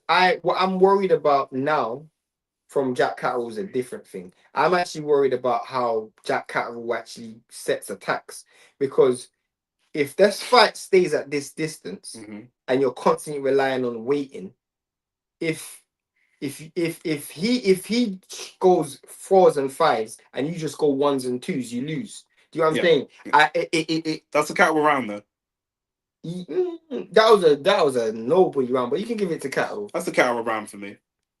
I don't think anyone really landed anything clean. No, but you got to mark the round, isn't it? So it's just Jack Catterall, I think, would have been happier with that round. He's got his game plan off a little bit better. I guess so. I mean, that's a tough round to score. It's fine margin. A tough round to score. Maybe probably give it because I think he had a flurry early. Yeah, which landed. He got the backhand right. He got that little backhand left working a couple of times, in my opinion. I don't think anyone would be overly. One thing I do think, if I'm Barboza, that I'm taking a positive from is, I automatically know what my problem is. Yeah, I need to. No, I agree. I think that the game plan, for long-term game plan, I think Barboza's happy with that round. He's got a lot of good information, but just on scoring the round, I'm still scoring it to Catterall. Yeah, Ravage agrees with me. Says Catterall round. We're into round 2. 100%. And what I don't like about Catterall is just the footwork going backwards. Do you know what I mean? When he's rushed in, when he's rushed backwards, it's just a little bit rash. Because Barboza isn't wired for this, but Barboza isn't bum rushing him. Yeah. So because of that, you ain't even got as much counter opportunities. Now you've got to create openings. Yeah. It's a bit harder now. Yeah. But when he does rush him, and he's going to pick his moments to rush him, like you say, if he goes back with that, Johnny Stone's there as well. Yeah. But like I say, Catterall, the footwork going back, because maybe it's just that one-off time. Good body shot by Barboza. Yep. Good shot. Good right hand. It's a little pouring right hand. They're both kind of pouring at each other a little bit. Yeah. So I don't know if Barboza's felt a shot from Catterall, but he's way less aggressive, like in terms of he's just overall motion, and they both are Oh, that's another good overhand, right? front hand heavy. You know, like Yeah. I thought Barboza would be more high guard heavy, so like he's using his high guard to get his shots off, but doesn't seem that that's the case. Good shot, but then a good counter. Watching these man makes me realize how bad AJ is. It's just as soon as one of them gets hit, their gut reaction is to throw a punch back. Yeah, trust. With AJ, as soon as he gets hit, he just puts his guard up and just hides behind his guard, and that just invites pressure. Catterall has got really good timing and Yeah. really good punch accuracy. Yeah. Like that's probably his greatest attribute. He's winning this round based off just pure punch accuracy. Yeah. Barboza's accuracy's been all over the place. Look at that. That was a 3-punch combination that went nowhere. Yeah. He's trying to jab to the chest, but for me, against the southpaw, the jab is kind of redundant. I'm rarely using the jab. I'm more using my good right hand that time. My right hand to almost like hook to the midriff, or the left hook to almost cut off the side angle. If he tries to hook to Catterall's midriff, that left hand is coming straight down the pike. Depends if you use the angle though. If you remember, I don't know if you guys remember, but when Devin fought Loma, Devin done this thing where he put his hand up and just pivoted around and just kept slapping that hand there. So it meant that Loma had to constantly keep going to his left, which took away his power hand. But Devin is a lot more technical than Barboza. 1,000,000%. 1,000,000%. It's a very slow-paced fight. Oh, it's another good backhand. Oh, and see this just when it starts to get a little bit erratic, that's why I favour Barboza more than Catterall. But that's definitely a Catterall round. Yeah, Barboza, it looks like he's searching for singles in this one. Yeah, which is quite surprising. To be fair, although I gave that first round to Catterall, we all know that. Sorry, although who did I give the first round to? Catterall. Yeah, I gave my first round to Catterall. Even though we're saying it was close, we know that they ain't giving that round to Barboza. I mean, any close rounds, we know we're going to Catterall anyway. So that's just what it is. Just off the rip. So, like I say, my man started 6-0 down. So he's you know what I mean? That's just what it is. It's like Arsenal playing with Michael Oliver's referee. It does come back to what Barboza's intentions are.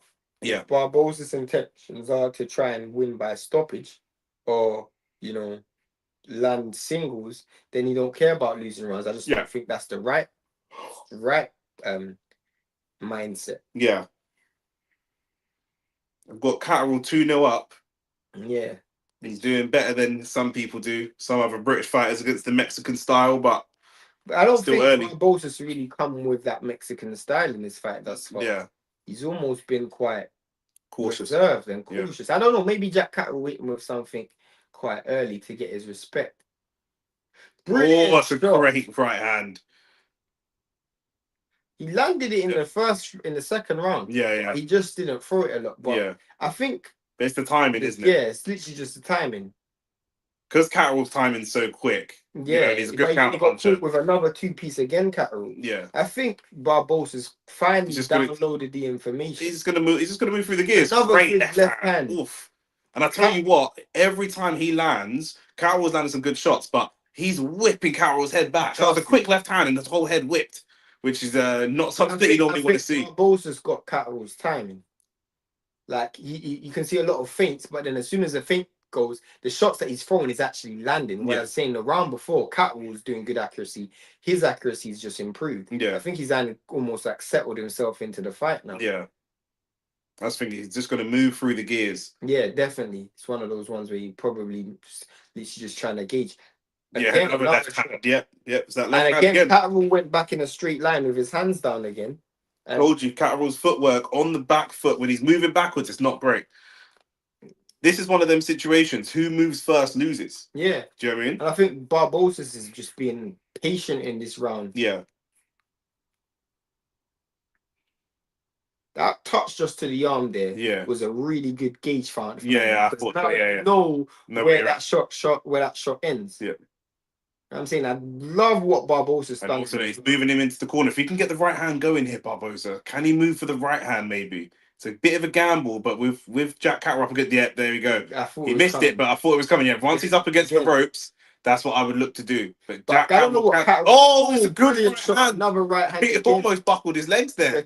Again, he timed that, and Catterall did it. If Catterall didn't have the ropes there, he could have gone down. Trust me, Catterall literally good counter from Catterall, but Catterall literally lined himself up. Yeah. Because you could see the right hand was coming, and then you just dipped right into the right hand. I thought that was there was no lateral movement. Do you know what I mean? It was just up and down, and if that time was timed right, you got countered back. Barboza Jr. again with the good timing. Trust me, I think Catterall's got to get. The thing is, if Catterall's moving, like you said, again from he's got good up and down movement. But when you go and fight Teo, when you go and fight Devin, they can move up and down, move left and right. So left and right. No angles. Catterall does not have the left and right. Yeah, it's just straight lines only. Brilliant. Great check. Barboza's definitely winning this round. Barboza is so comfortable there. That is a very good round for Barboza. That was definitely a That was nearly a 10-8 round. I'm telling you, his legs really buckled and the ropes saved him. The ropes absolutely saved him there. I think like Ryan Garcia would cause Catterall so much problems. He's too quick as well. So quick. And because he's constantly relying on his head movement. You're wired for this, but your head isn't faster than this guy's hands. Do you know what I'm saying? So you can't go down quicker than he can throw that hook. Wired for that, but you know what I'm trying to say. Do you know what I'm saying? You literally just duck into the shot. Like, what a left hand. That he almost threw that left hand like. But also when look at the way his head snapped back. Yeah, facts. When Catterall was catching Barboza, his head is not snapping back in that kind of fashion. No. Do you know what I mean?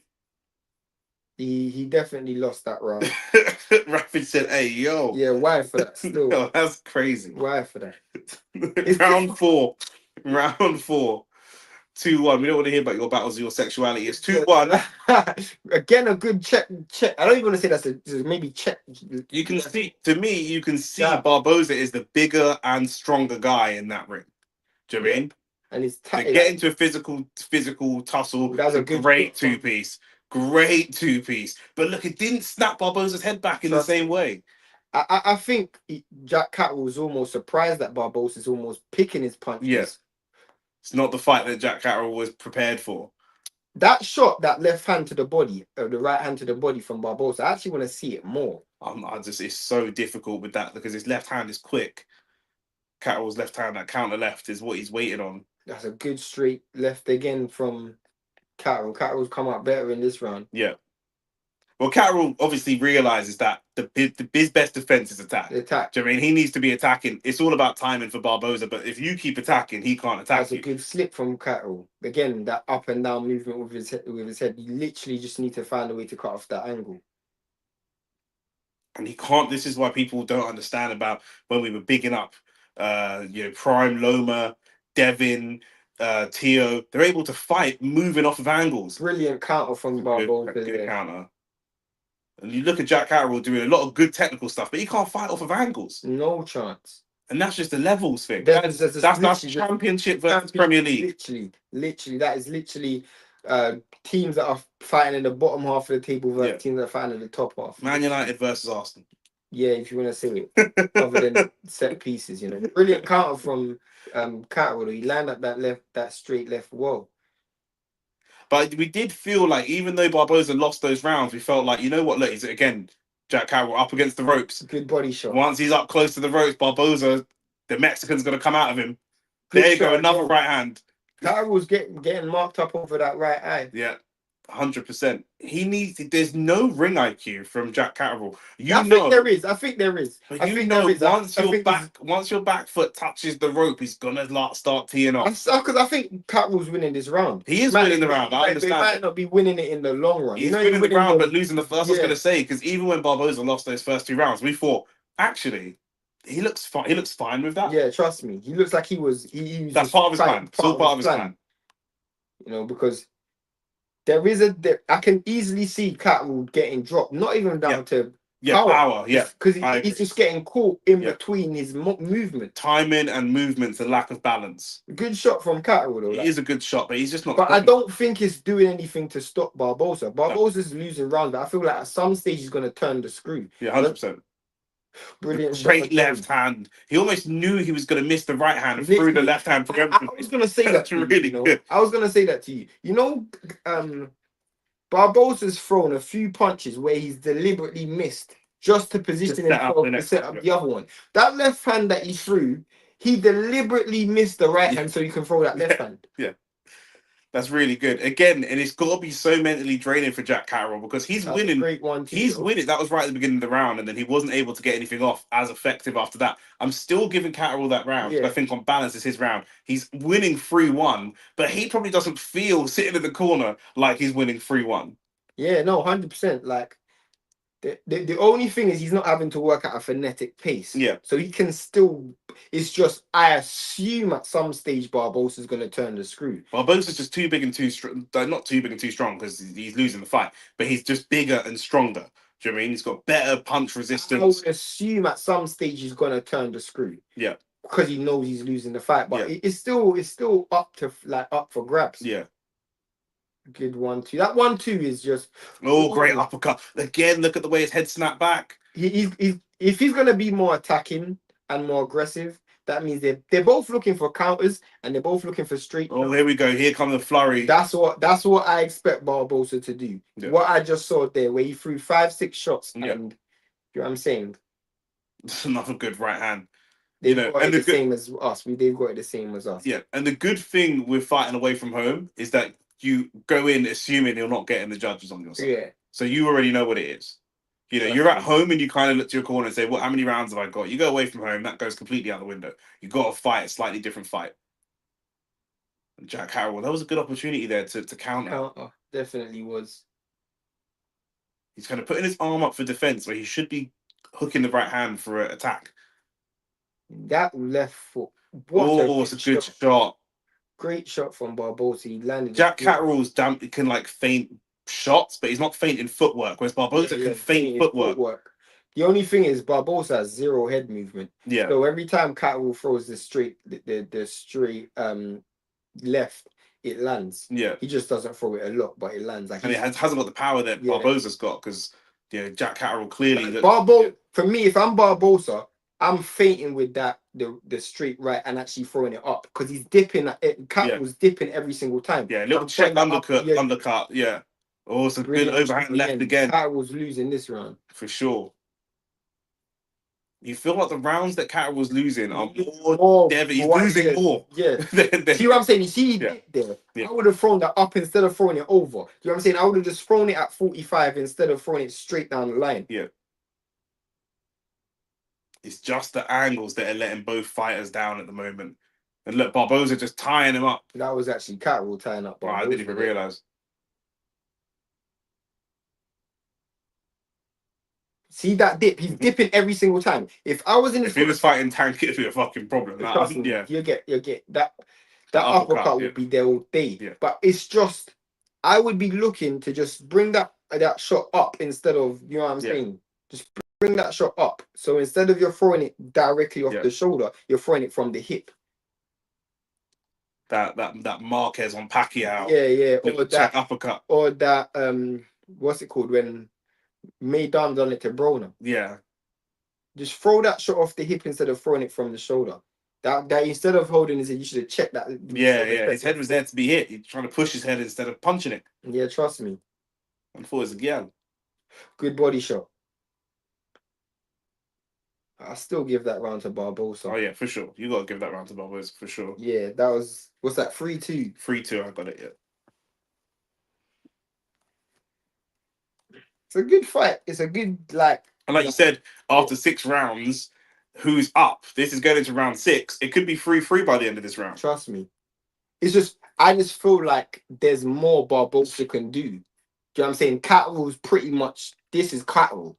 Do you know what I'm saying? He's not going to go out there and go on the front foot and walk him down. Yeah. He's going to try and land his 1-2. He's going to try and land his straight right hands. But I feel like Catterall can maintain this pace down the stretch because it isn't a frenetic pace. But I just feel like if Barboza does step it up a gear, that's a good shot from Catterall. Are they going to show us any Barboza highlights? You know where it is, bro. Yeah, straight back into the fuck. These man. If that's Catterall's best punch in the round, that's embarrassing. These man are criminals, you know. Criminals DAZN. These man are not serious. Round 6, here we go. Almost halfway through the fight. A little bit more attacking from Catterall in this round. He probably knows he lost that last round. Yeah, you can't really let the momentum completely slip and slide. Yeah. Good body shot. See, that's the shot there. Stop trying to land that is the Broner one when he kind of slips and he defended his body, but he got caught with the overhand. That's what I'm saying. That's the one. That's what I'm saying. That is the one. Yeah. Maidana Broner shot. That shot that uppercut come hook or hook come uppercut. Sorry. Yeah, for sure.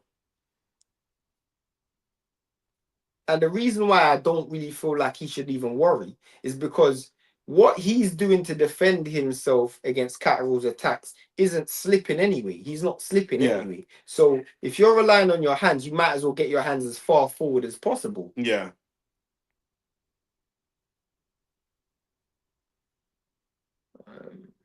But yeah, this round started. Catterall started quite aggressive. I don't know if Barboza's trying to time him or I don't know. Maybe he felt the pace in the last round. I don't know.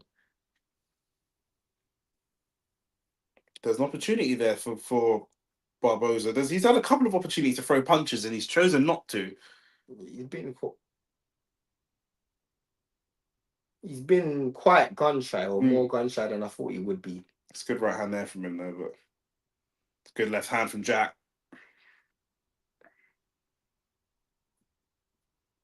Brilliant. Good left hand again. Every time he throws a 1-2, the Barboza is right there. Yeah. Barboza is right there. Jabs landed, aren't they? Quite close. Yeah. Wow. Barboza's outlanding for the power punches. Yeah. Which I wish I probably could have seen. Yeah. Good counter. But look, he just can't move him. You want to be dealing a bit more damage when you just hitting him clean on the button like that. Brilliant shot from Barboza there. Whereas look how much that hurt him. Look at the effect that's had on Jack again. Left, right hand again. Can he get one more? And again, you feel like Jack could go down at some point just for the, like you say, balance, not even necessarily power. The one thing I've realized about Catterall is he's not great at creating openings at all. Like you have to create the opening for him. He's good at exploiting the openings you create for him. Yeah, I was gonna say he's great at exploiting the openings you create for him, but he's not good at creating openings because Barboza doesn't have great head movement. He's able to land the 1-2. Yeah, but that's because he's not good. He's got great head movement. Yeah. He haven't done anything to actually do that. Great right hand counter, buckled his legs a little bit as well. You saw that. Barboza's put his hand up. I don't know if Barboza can win that round. To Barboza. Are you really? Let me tell you why. I only gave Catterall the first minute of that round. The first minute of that round. The second minute of that round was even. It was even, and that last minute, Barboza done more. That's not what you lot think. I'm saying 3-3. You're gonna say 4-2. I got 4-2. I'm gonna say 3-3. That was a flipping shot. And again, you just see the way Jack Catterall's landed on Barboza clean 2 or 3 times, and it's not moved him. He's just stayed right there in the pocket. Do you know what I mean? But when Barboza lands clean on Jack, he's buckling his legs. That's twice. There was the one in the third round of the corner. The ropes kind of kept him up a little bit. Yeah, no. I'm going to say 3-3 still. That was a good round. I went 4-2, but I'm not mad at 3-3. Round 7. You said, when it comes to halfway through, are you pulling away? No one's pulling away from anyone in this fight. No, but it's not looking great for Catterall because for me, you're the one that has to make more of the adjustments. You know what I'm saying? Yeah. Because the referees might save him. Obviously the judges, you mean? Yeah, the judges. But the reason why I'm saying you got to make more adjustments is because I still think there's a gear for Barboza to go to. Yeah. Do you know what I'm saying? If Barboza gets 15% more active, it's a problem. That's literally my point. I think Barboza's literally fighting within himself. Yeah. Because I feel like he's looking at it as I don't know if I'll be able to maintain a fast pace for 12 rounds. So if I can keep myself in the fight, going into the last 3 rounds when it's at a frenetic pace. Yeah. That's all me. Good left hand from Barboza again. Do you know what it is? Yeah, that's keeping Jack in the fight. It's the fact that Barboza's not Mexican, blood. He's American Mexican. If he was full Mexican, this fight would have been done by now, blood. Good Do you know what I counter. mean? That was a good counter there. Yeah. That was a good counter. Catterall came back with a good jab, but that was a good counter for Barboza. Because again, he's starting to set some traps based off Yeah, footwork, trust me. Barboza. Do you know what I mean? He's just setting traps Brilliant here. jab. He's setting some traps here. He's going back and slingshotting into punches. So as he steps back, And Jack Catterall's Catterall steps so forward. bad at creating openings. Yeah. That 1-2's not there anymore. Yeah. That 1-2 ain't there anymore. Yeah. Look at this. Look, he's gonna. Oh, that's a good shot. That was a But good Barboza's going to step back. Catterall's going to step in. Look, Barboza's trying to get his get back quickly. Yeah, straight away. It's a good shot. Several good jabs. I still had some Barboza around so far because he's landed a few good jabs. That one eye-catching punch from Catterall. I can't lie. If that hook ever landed, Yeah. but Catterall would have been in trouble because he left himself square. Good shot. Another good right hand straight through the guard. He tried to catch that. Yeah. And his hand was just such in the wrong place. Now he's throwing it down to the body. Now he's mixing up. Brilliant. Here we go. From Barboza. So we said he's going to move through the gears. We said he's going to move through the gears. We're just in third gear now. We're out of second. We're into third. Brilliant shot from Catterall, but that was on the break. That was literally on the break. I don't think they're going to count that. Because he literally was on the break. He punched on the break there. I don't know. He's not going to deduct a point, but it's been a clean fight this whole way. So you can see the Catterall just biting on every feint, biting on every. And like I say, it's not even hand feints. It's footwork feints. Literally, brilliant. And that's when you know you got right hand. Brilliant. Like literally, Catterall, as you said, when you bite on every feint, you know you have them. Yeah, you literally know it. Now Catterall's got to find a gear because if it stays like this for two more rounds, he starts to Barboza starts to move through the gears, and you can't exchange with him because he's got more power than you. Barboza knows he won that round. He knows he won that round as well. I think Catterall even looks quite. But I said after halfway, if you're not in a lead, he's got a gear to go to. Yeah. You know what I'm saying? You got to have him chasing the fight. Yeah. He's got gears to go to. Yeah. He will go through the gears. Like when if it comes down to let's hold our feet and bang it out, you're losing the fight, my bro. Yeah.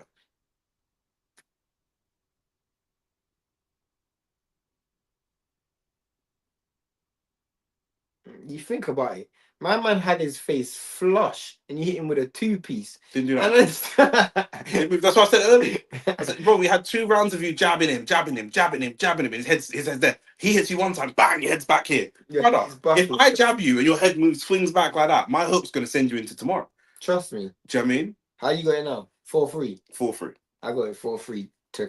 Barboza power is non-existent, but then Mexicans have good chins though. Pause. Now I think Barboza's got good power. I think he's got more. I think he's got. The eye-catching shots are actually coming from him. I would love to see how the unofficial scorecards. I think Barboza's hitting Jack Catterall with more power than Jack. We've got to remember these man. They're not big guys. Do you know what I'm saying? So we've got to think power is relative, innit? Do you know what I'm saying? It's not AJ power, of course. But he's definitely got the more powerful punch than Jack Catterall. The biting on the fence is the problem. Yeah. The biting on the fence is a problem for Jack Catterall right now. Brilliant uppercut from Catterall there, though. That was a really good uppercut. Oh, he just kind of leant into his head. Yeah. I don't know why Barboza didn't throw. Yo. Catterall living on the edge a little bit, man. That awful footwork from Catterall, by the way. It's awful footwork. It's good left. 1-2. Oh, there you go. Comes right back. Hands up there. 1-2. Man's praying, man. What my man's doing, fam? I said, Father, stretch my hands. My man's trying to signal a 6. Yeah, it's good. Super Bowl was last week, cuz. Got caught with a counter there again, but then he came back. There was a good exchange for both fighters there. Barboza is letting a few opportunities go by. Trust me. There's opportunities there for him to start winning this fight. And he's just letting the opportunities go by. Trust me. Jack Catterall, Barboza's great at setting up shots, but can't take them. Jack Catterall can't set shots up, but he can take the shots if the shots are there. Trust me, that's the difference. He's kind of cancelling each other up. The feints that he's thrown is the amount of feints he's thrown. You would expect him to throw way more. He's burned, 100%. So much feints, and Catterall's pretty much bit on everything. 100%. Barboza's like Anthony. United, their step overs, no shots. It's a good left hand. You know, he throws that right hand deliberately short so Yep. he can land the left hand straight. He throws that right hand deliberately short. Yeah, Catterall's done a few dirty things this fight still. Again, through the right hand. You should have landed that counter. Yeah, he should have. Literally threw But himself. it's coming though. I feel like it's coming. Pause. I feel like, the more Catterall just keeps leading in with his head, that counter shot is there. Look at the right hand from Barboza. He's got it cocked, ready to go. But you got to let that shot off. Ooh, he wants to do it, but now Catterall starts to do the feints. Now you can't let him. Yeah, they're trying to out feint each other. Man, the shadow boxing. You know what I mean? We got a real box. That's a good shot from Catterall. And like Ravid said, the Mexican's got good chins. Difficult. You're not really gonna one bang him. Yeah, trust me. Why for that though? Who do you give this round to? I give it to Catterall, but I think Barboza it looks like he's pulling his shots. Like he's not actually throwing. He's not following through with the power. Nah, he's celebrating. But you know what though? Psychologically, I wonder what that does for Catterall. You know what I'm saying? Yeah. Because it does put a bit of uncertainty in your own mind. Because for me, Bivol done that against Beterbiev. Like every round, Bivol went and he went like that. Like he Beterbiev kind of felt that he was behind. Bivol does that when his wife makes chicken instead of beef, blood. You know what I'm saying? That's just what it is. Like he's doing that in the kitchen. He doesn't look confident. No. He doesn't look. No, he don't. I don't know what the commentators are saying. I don't know what the unofficial scorecard is. I actually have it 4-4. Who do you have it? 4-4 as well. You gave that round to Barboza. No. 1, 2, 3, Did you give that 4, round 5. I've got it. That round just now I gave it to Catterall. So you got it 5-3. I got it 5-3 Catterall. I got it 4-4. El Gato, His coach is definitely trying to egg him on. Round 9, here we go. 4 rounds left. This is where I expected Barboza to be Barboza. Yeah. From this point onwards, this is why I expected Barboza to literally pretty much take over the fight. But if he had just done a little bit more on the way, Jack would be so damaged and slowed down if he was a little bit more effective with the body shots. No, but I feel like what Barboza didn't want to do is put himself in a situation where he was way behind on the cards. You know what I'm saying? So he's almost like didn't want to be too aggressive to give him the counter opportunities. Yeah. Now I can be aggressive because the fighting there. Do you know what I'm saying? Yeah. Also, like Catterall had a clear speed advantage. Now you don't have that. You know, we've got 9 rounds. I've got your timing. Now I can fight. Again, he threw a feint. He should have threw a right hand. Big opportunity there. Big opportunity. The actual kind of ring generalship has gone away as well. It's a lot more even now. They've got Catterall in the lead. One's got in the lead. We got it 5-3. One has got it. I got it 4-4. One's got it 5-3. Good shot from Catterall. Now Barboza's starting to pull his punches. It's annoying. Yeah, trust me. Here we go. He's up against the ropes. Let that right hand go. Good body shot. Half the round left, so it's still a winnable round. There's still enough time. Yeah, good. Another body shot. Good. Another body shot again, just in there. Oh, nearly ripped his head off.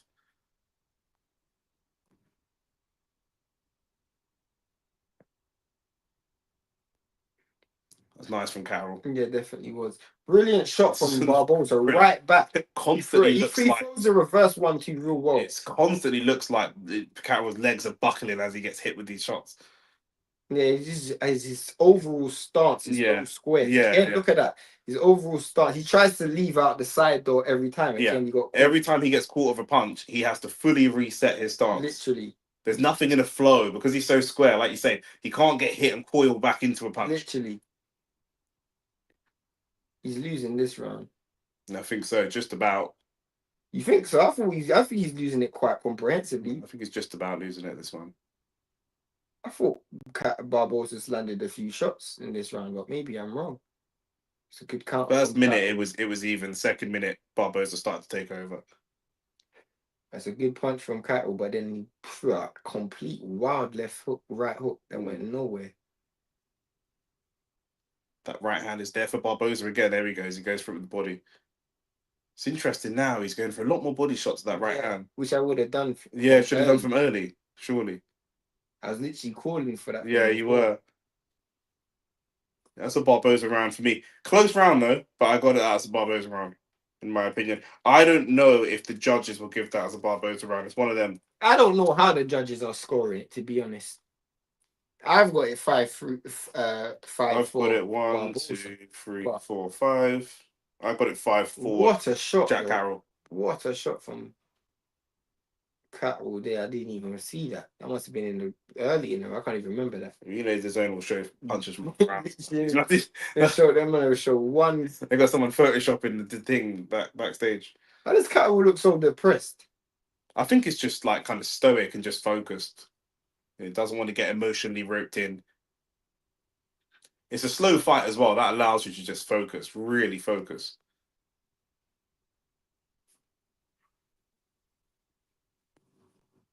Remember, he's been on the end of a really bad refereeing decision. That'll be in the back of his mind. Of course. Ravage, you said you got it 5-4, but not to who? Who have you got it 5-4 to?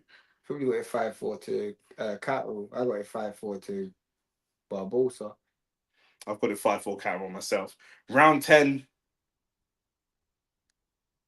And if Barboza does get there, I mean, yeah, do the judges give it to him is the question. Depends on how he ends this fight. Yeah. It really does. Because if he wins the next 3 rounds, you're going to make an argument that he's won the fight. It's going to be difficult, though. I'm not seeing the urgency that I expected to see from Barboza. So that's the only thing. Yeah. Good shot from Catterall. I still look at this fight and both guys, and I think they're probably a level below that elite level, that Teo level, that Devin level, that Ryan. Good shot. I think there may be 2 levels below. I still think there's like I would have Kambosos and Ryan a level below those guys. I think they'll beat Kambosos. I think both guys will beat Kambosos. I think Kambosos is done.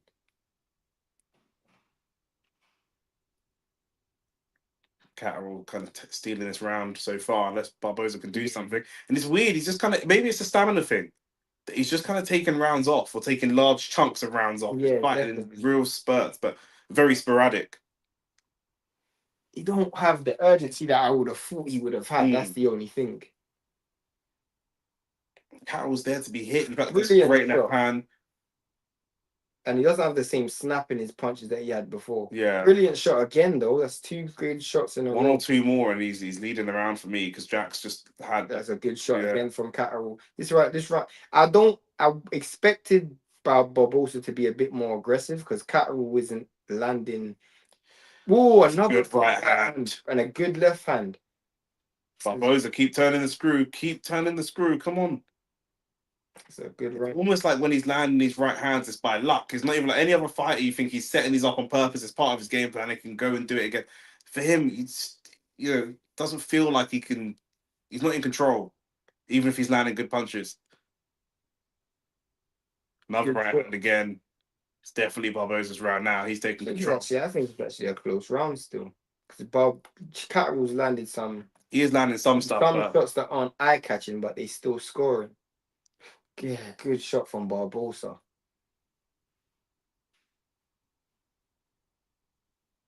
Oh, lovely. Yeah, he's probably just turned the knee. Yeah. Oh, he's gonna call it a slip. No, not slip.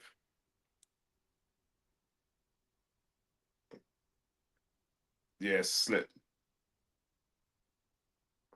How do you score? No, they got the end of the round. I know, but that's okay. How do you score that round? Barboza. To me, it's a tough round to score. I got it Barboza for me. It's a tough round to score. I think he landed the more eye-catching shots, the more powerful shots. Might have landed the same number of shots, but for me, Barboza definitely did more. I want to know what they're saying in the corner. Look at that. They're showing Barboza's combinations, and he probably definitely won the fight. Yeah. Like, he did slip though. Yeah, we've got Ravage. We're doing the whole card next week. Which I mean, right from the very look at that, it's lovely. Right from the very beginning of the card. We're not sure if it starts at 4 p.m. or 6 p.m. UK time because obviously Arsenal's playing at 3 o'clock. But we are going to be doing the whole card. Do you know what I mean? From Caballero and Zhang. Starting from Zhang and Caballero. So yeah, definitely lock in for that one. We're going to be here. It's going to be a long ass stream. I'm going to order some pizza or something. Yeah, therefore. I'm gonna be hungry. This guy, all this guy does is come to my house and eat all my food, you know. I swear that. But you had one. He comes to my house and starts moaning that I ain't got enough snacks for him. Like, yeah, come on, bro. You have to feed your employees, blood. Good shot from Catterall. It's a good shot from Catterall there, yeah. But then you just got countered. That was terrible from Barboza. You should have landed all of those shots. Barboza just seems to not have the stamina going into the late end of the fight because I can't imagine this is the pace he wants to fight at. There's another good shot from Catterall. Who landed that shot there? It looked like Catterall to me. Maybe both, but the more powerful shot was landed by Catterall because Barboza's head went back. Barboza's stamina just isn't great. I don't know if it's his stamina or he's just waiting. I don't know. It's round 11. The final eliminator for a world title shot. What are you waiting for? Maybe he believes he's winning, blood. Nah, he can't believe it. He can't believe that. Great right hand. That is a great right hand. That's what he was waiting for. But I just feel like you can't. What's the point? Even if you were to win this fighting like that, you go and fight Teo and lose. So what do you mean? Yeah, but I don't know. Wait. What's he done there? Is this stepping on each other's feet? Yeah. Stepping on each other's feet. Yeah.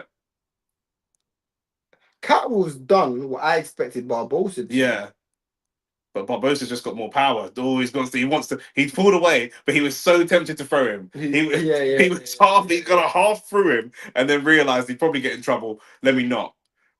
Barboza's literally looked for the singles. And he's had success when he's thrown the combinations. He just won't do it enough. And the punches don't look. Maybe the punches from Catterall were bothering him more than we realised. Maybe that's a good point. He doesn't look very bothered by those punches, but he obviously don't like it. They both exchanged good jabs. This is a tough round to score. I still have this another Barboza round for me. What are they doing? Give him a little slap. This is just about a Barboza round for me so far. A tough round to score. It's another good left from Barboza there. You look at him and feel like you have the ability to push it. Do you mean it's like watching Adama Traore play football? Brilliant jab. It's a good jab between the shots underneath him. It's kind of telegraphed from Jack Catterall. Yeah, very. He's better. He's normally throws straights. He don't really throw these wild hooks. And when he did, he got caught. He got caught with one. One more power punch, Barboza. One more power punch. And he got caught again. Another 2-piece. Yeah, he's lost this round for me. I got it. There you go. Again. Yep. Confirmation for me. It's Barboza's round. Yeah. Yeah, it's a Barboza round for me, bro. Yeah, I can't lie. I think I might. On my scorecard might be 6-5. I think it might be 6-5 Barboza for me. I think 1, 2, 3, 4, 5. Yeah, I've got it 6-5 Barboza as well. You got it 6-5 Barboza. So yeah, I got it 6-5 Barboza. That's a good block there.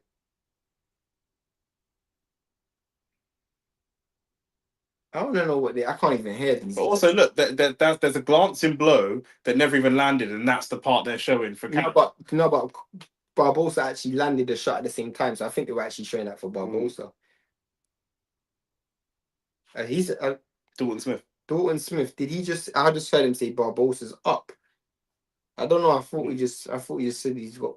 I can't hear what these men are saying. So I'm trying to have the ultra hearing, the ultra Spider-Man hearing. Championship round. Here we go, round 12. I think they both need this round. They both do need this round for sure. For sure. And already straight away, it's a lot more aggressive. This should favour Barboza naturally, but he's not fought the style. Catterall, though, looks like a guy who seems like he's in trouble. Well, again, Catterall has been on the receiving end of an absolute robbery in his career. He knows that feeling. Do you know what I mean? They're exchanging. They would have been saying to him in the corner, Catterall just got caught in a big shot. Yeah. They would have said to him in the corner, you don't want a repeat of the last fight. Not last fight, but of the robbery. What you mean? Was it Josh Taylor? Yeah. Catterall's holding his feet more, but he's That's a getting good caught right with some hand. shots. He's got caught with a few punches this round. Yeah. Still, he actually might get himself dropped because If he gets He dropped, just- that could lose him. Oh, he looks off. Nah, he doesn't look off balance. he beats the caught square every Yeah, time. yeah. You know what I'm saying? Look at that. That if he got caught with a counter there, he's gonna get dropped because it's caught square. His stance is very, very square. When he throws his punches, Yeah. like he naturally he's standing side on, but the moment he throws, he get, you know what I'm saying, he's Yeah. square. You know what I'm saying? He gets Yeah. caught square because that back leg you see how that back Yeah. leg comes off the Yeah. floor? Yeah. Every single time he gets But he's caught trying to square. throw these short You know balls. what I'm saying? Gets caught Again. away and again. Every single time I could see that coming. I literally Rabbit could said see off that topic, coming. yeah, but I can tell Shane is a gal. It's like, you tell that. Shane ain't got no gal. Bro, Oh, he's caught again. I'll tell you what, he could have if he didn't turn his back, if he shouldn't have turned his back. Catterall didn't turn his back, he gets He dropped. gets dropped there. He's very, very lucky to get away with that. He's losing this round comfortably. He's losing this He's round. very, very This lucky. might have been the clearest round in the fight. But I think Barboza can drop him. Yeah, he drop can. is there. Look how square he. Yeah. Look how that sounds a bit mad. What you just, I realized that's what you just said. How you know I am a jealous? I hope certain gal ain't watching this stream, man.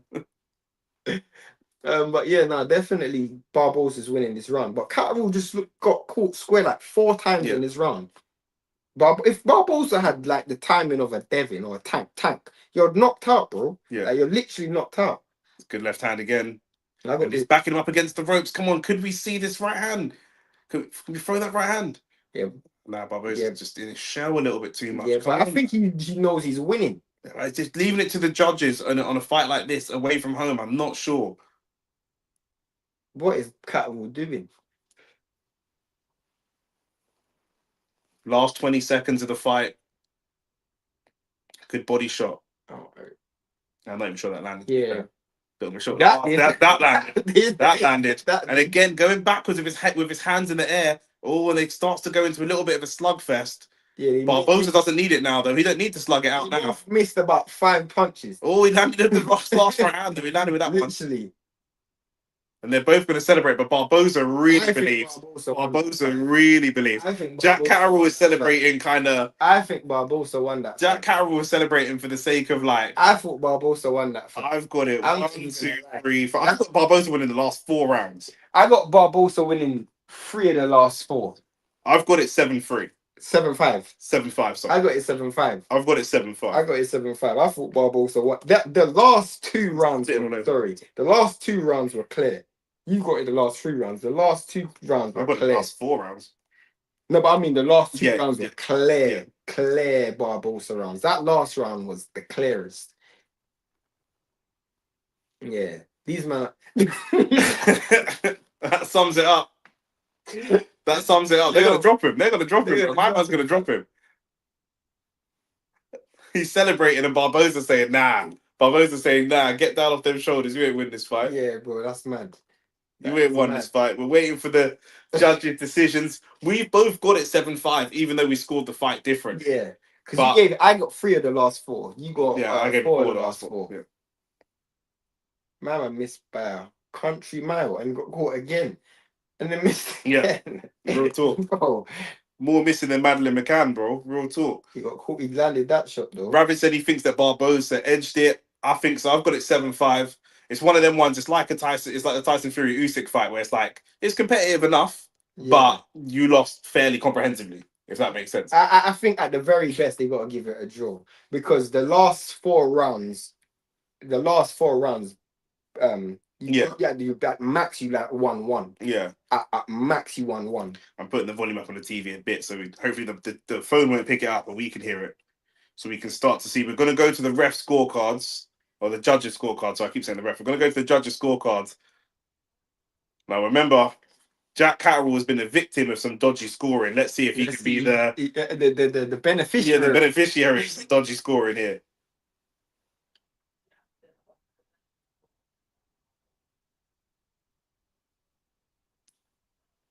I thought Barboza just about edged it. You predicted Barboza to win. So I predicted Barboza to win. I've got 7-5. You got it 7-5. Yeah, Ravage in the chat says Barboza edged it. There's no one around. I don't think if Catterall wins, it's not a robbery, but it's hometown. I need to see it's hometown. No. It could be a robbery because I need to see the scorecards because there's there's certain rounds where it's undisputed. Let's put it on mute for a second. What? Put one on mute. Oh, sorry. No, leave it. You can hear it, bro. But Ravage, you can't hear the thing, can you? Ravage, tell me in the chat if you can hear the TV. Can you not hear that, Shane? Yeah, I can hear it. Yeah. And the TV won't pick that up. Liam Smith and Dalton Smith both give it draw. Yeah, see, Ravage can't hear the TV, so that's fine.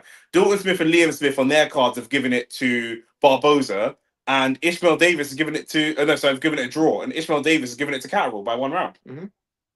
I mean, home cooking. Home cooking. I can see the home cooking already. Home cooking. Home cooking. Nah, they're gonna give it. They're gonna give it to Catterall. Right, go to the scorecards, guys.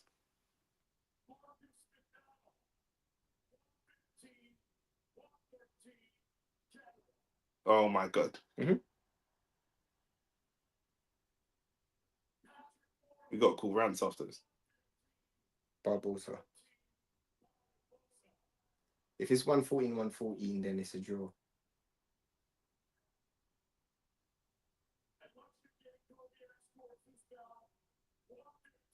Yeah, so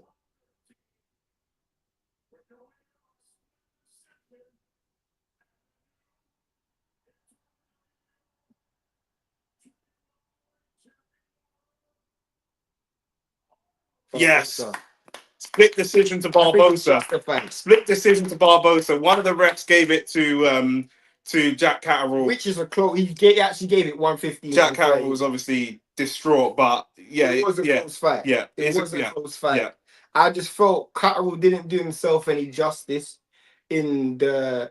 I said before the fight, going into the second half of that fight, especially the championship rounds, Barboza's going to come on strong. Yep, six rounds in on my scorecard, I had it 4-2. On my scorecard, I had it 3-3. I had it 4-2 for the first 6 rounds, and then going into the last 6 rounds, I've got Jack Catterall winning 1 round of the final 6, and Barboza winning 5. That's my point. That's exactly what you said. The video back, I literally said, go in it after 6 rounds. If it's anything like 3-3, 4-2, I literally said that you're in trouble. Because the back end of that fight, Barboza is going to win. I literally said that because he's going to change gears and you won't be able to shift those gears. Yeah. You won't be able to do that. To be fair, Barboza didn't go through the gears as much as we thought he was going to. But if he went through the gears more, he could have been looking at a stoppage. But he went through the gears enough to just take the fight away. I would say he went through the gears later than we thought he did. Yes. The 11 and 12, once he flicked that switch, there was nothing Catterall could do. Yeah. Which that's why I just think to myself that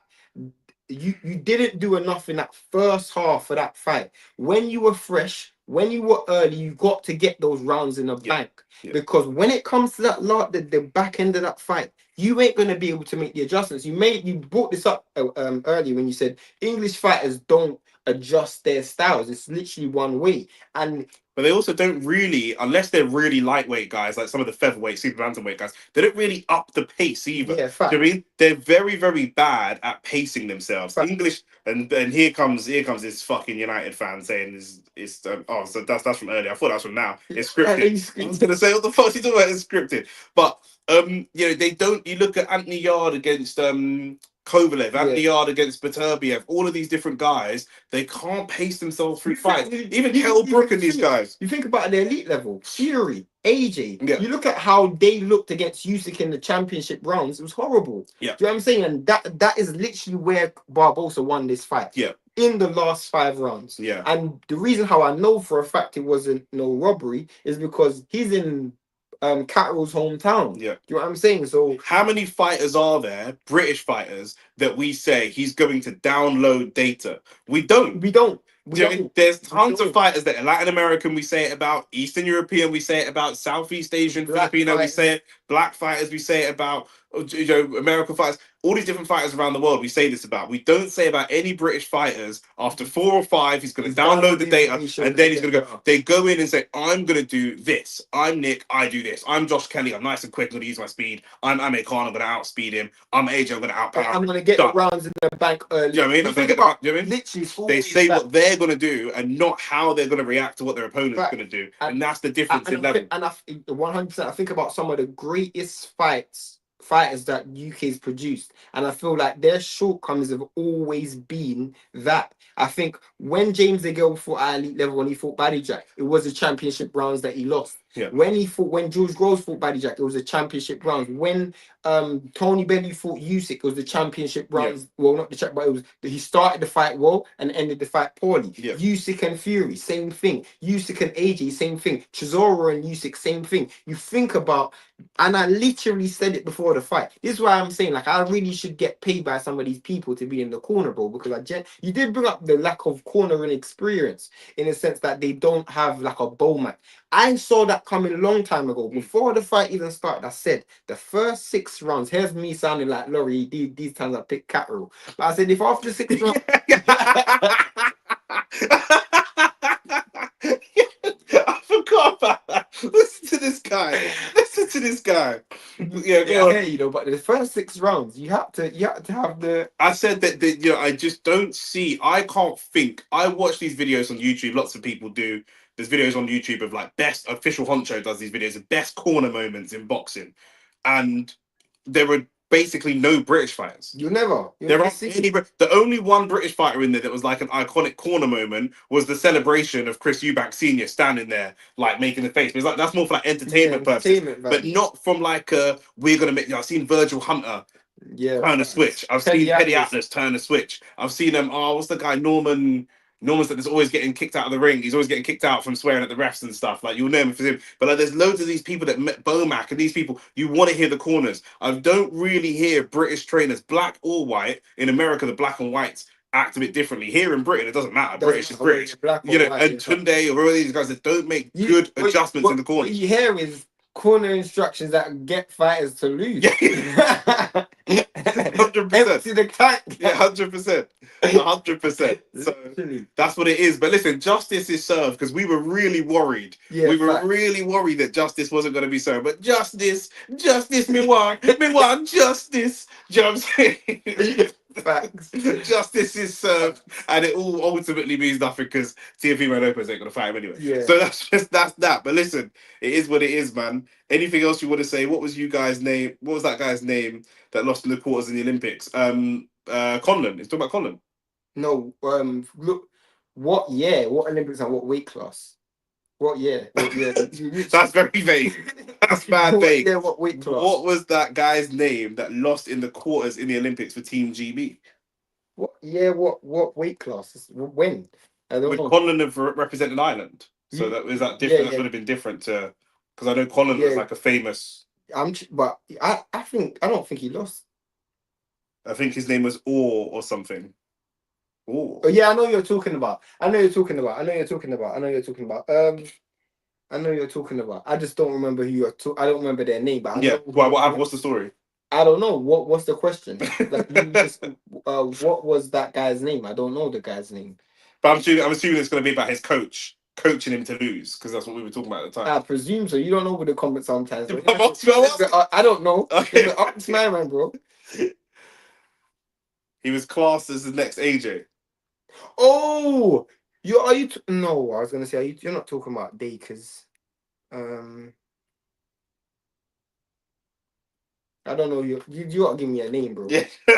What's the story that you're gonna say anyway? What about him? Let's give me some context. Yeah. To say. Yeah. So I'm sure he's gonna say something about like his coach gave him the wrong instructions or something like that. Yeah, I don't know. It has to be because that's what we're talking about. Otherwise, this is just bad random. This is just more Shane being a Gallus.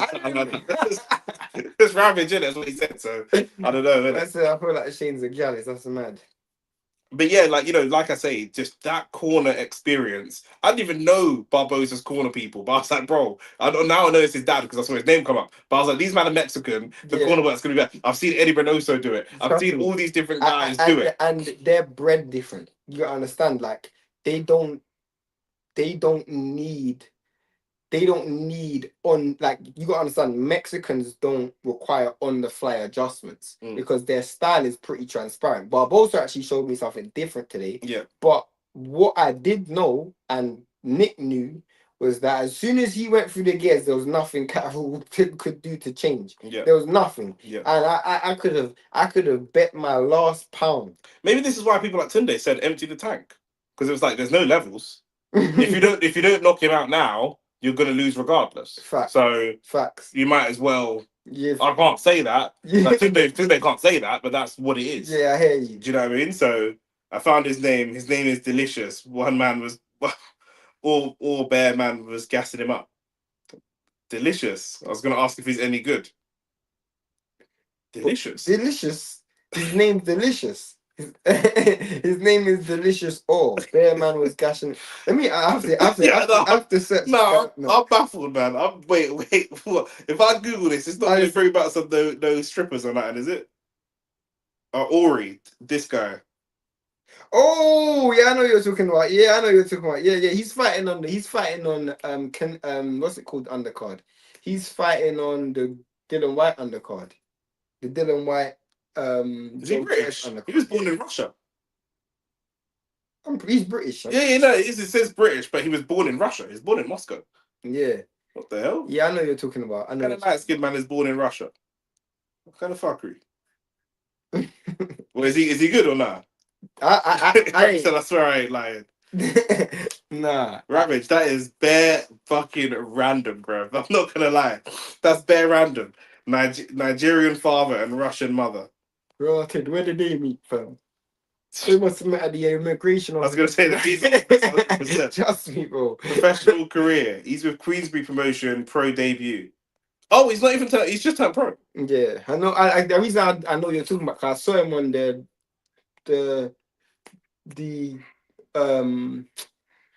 promotion for the Dylan White, Dylan White. Who's he fighting again? Joe Joyce. Yeah. That press conference is funny. Yeah, that's a funny press conference. I'm moving like Joe Joyce. Yeah, 100%. You were buffering. Yeah, cool. Yeah, man. Listen, Ravage, it's been a pleasure. Everybody else, it's been a pleasure. Like the video, subscribe. Justice is done. Do you know what I'm saying? And obviously, we'll see what happens. What happens with Catterall now? Yeah. But he's got to go back to the drawing board. I'd put him in there with someone like Dalton Smith. Yeah. There's a build up for Dalton. You might build up for Dalton, but go back to British level, innit? British and European level. Yeah, well, that's it. It's not an end of the world, because he's still lost to a good fighter. But I will say though is like the video, subscribe. Videos coming all week, but next week, stay tuned. We will be live for the big card in. Yep, send it to your brethren. Any of your brethren that's into boxing, tell them to be here, man. We're going to be here all stream. And we're live tomorrow. Man United vs Spurs. So, yeah. Peace. I'm out.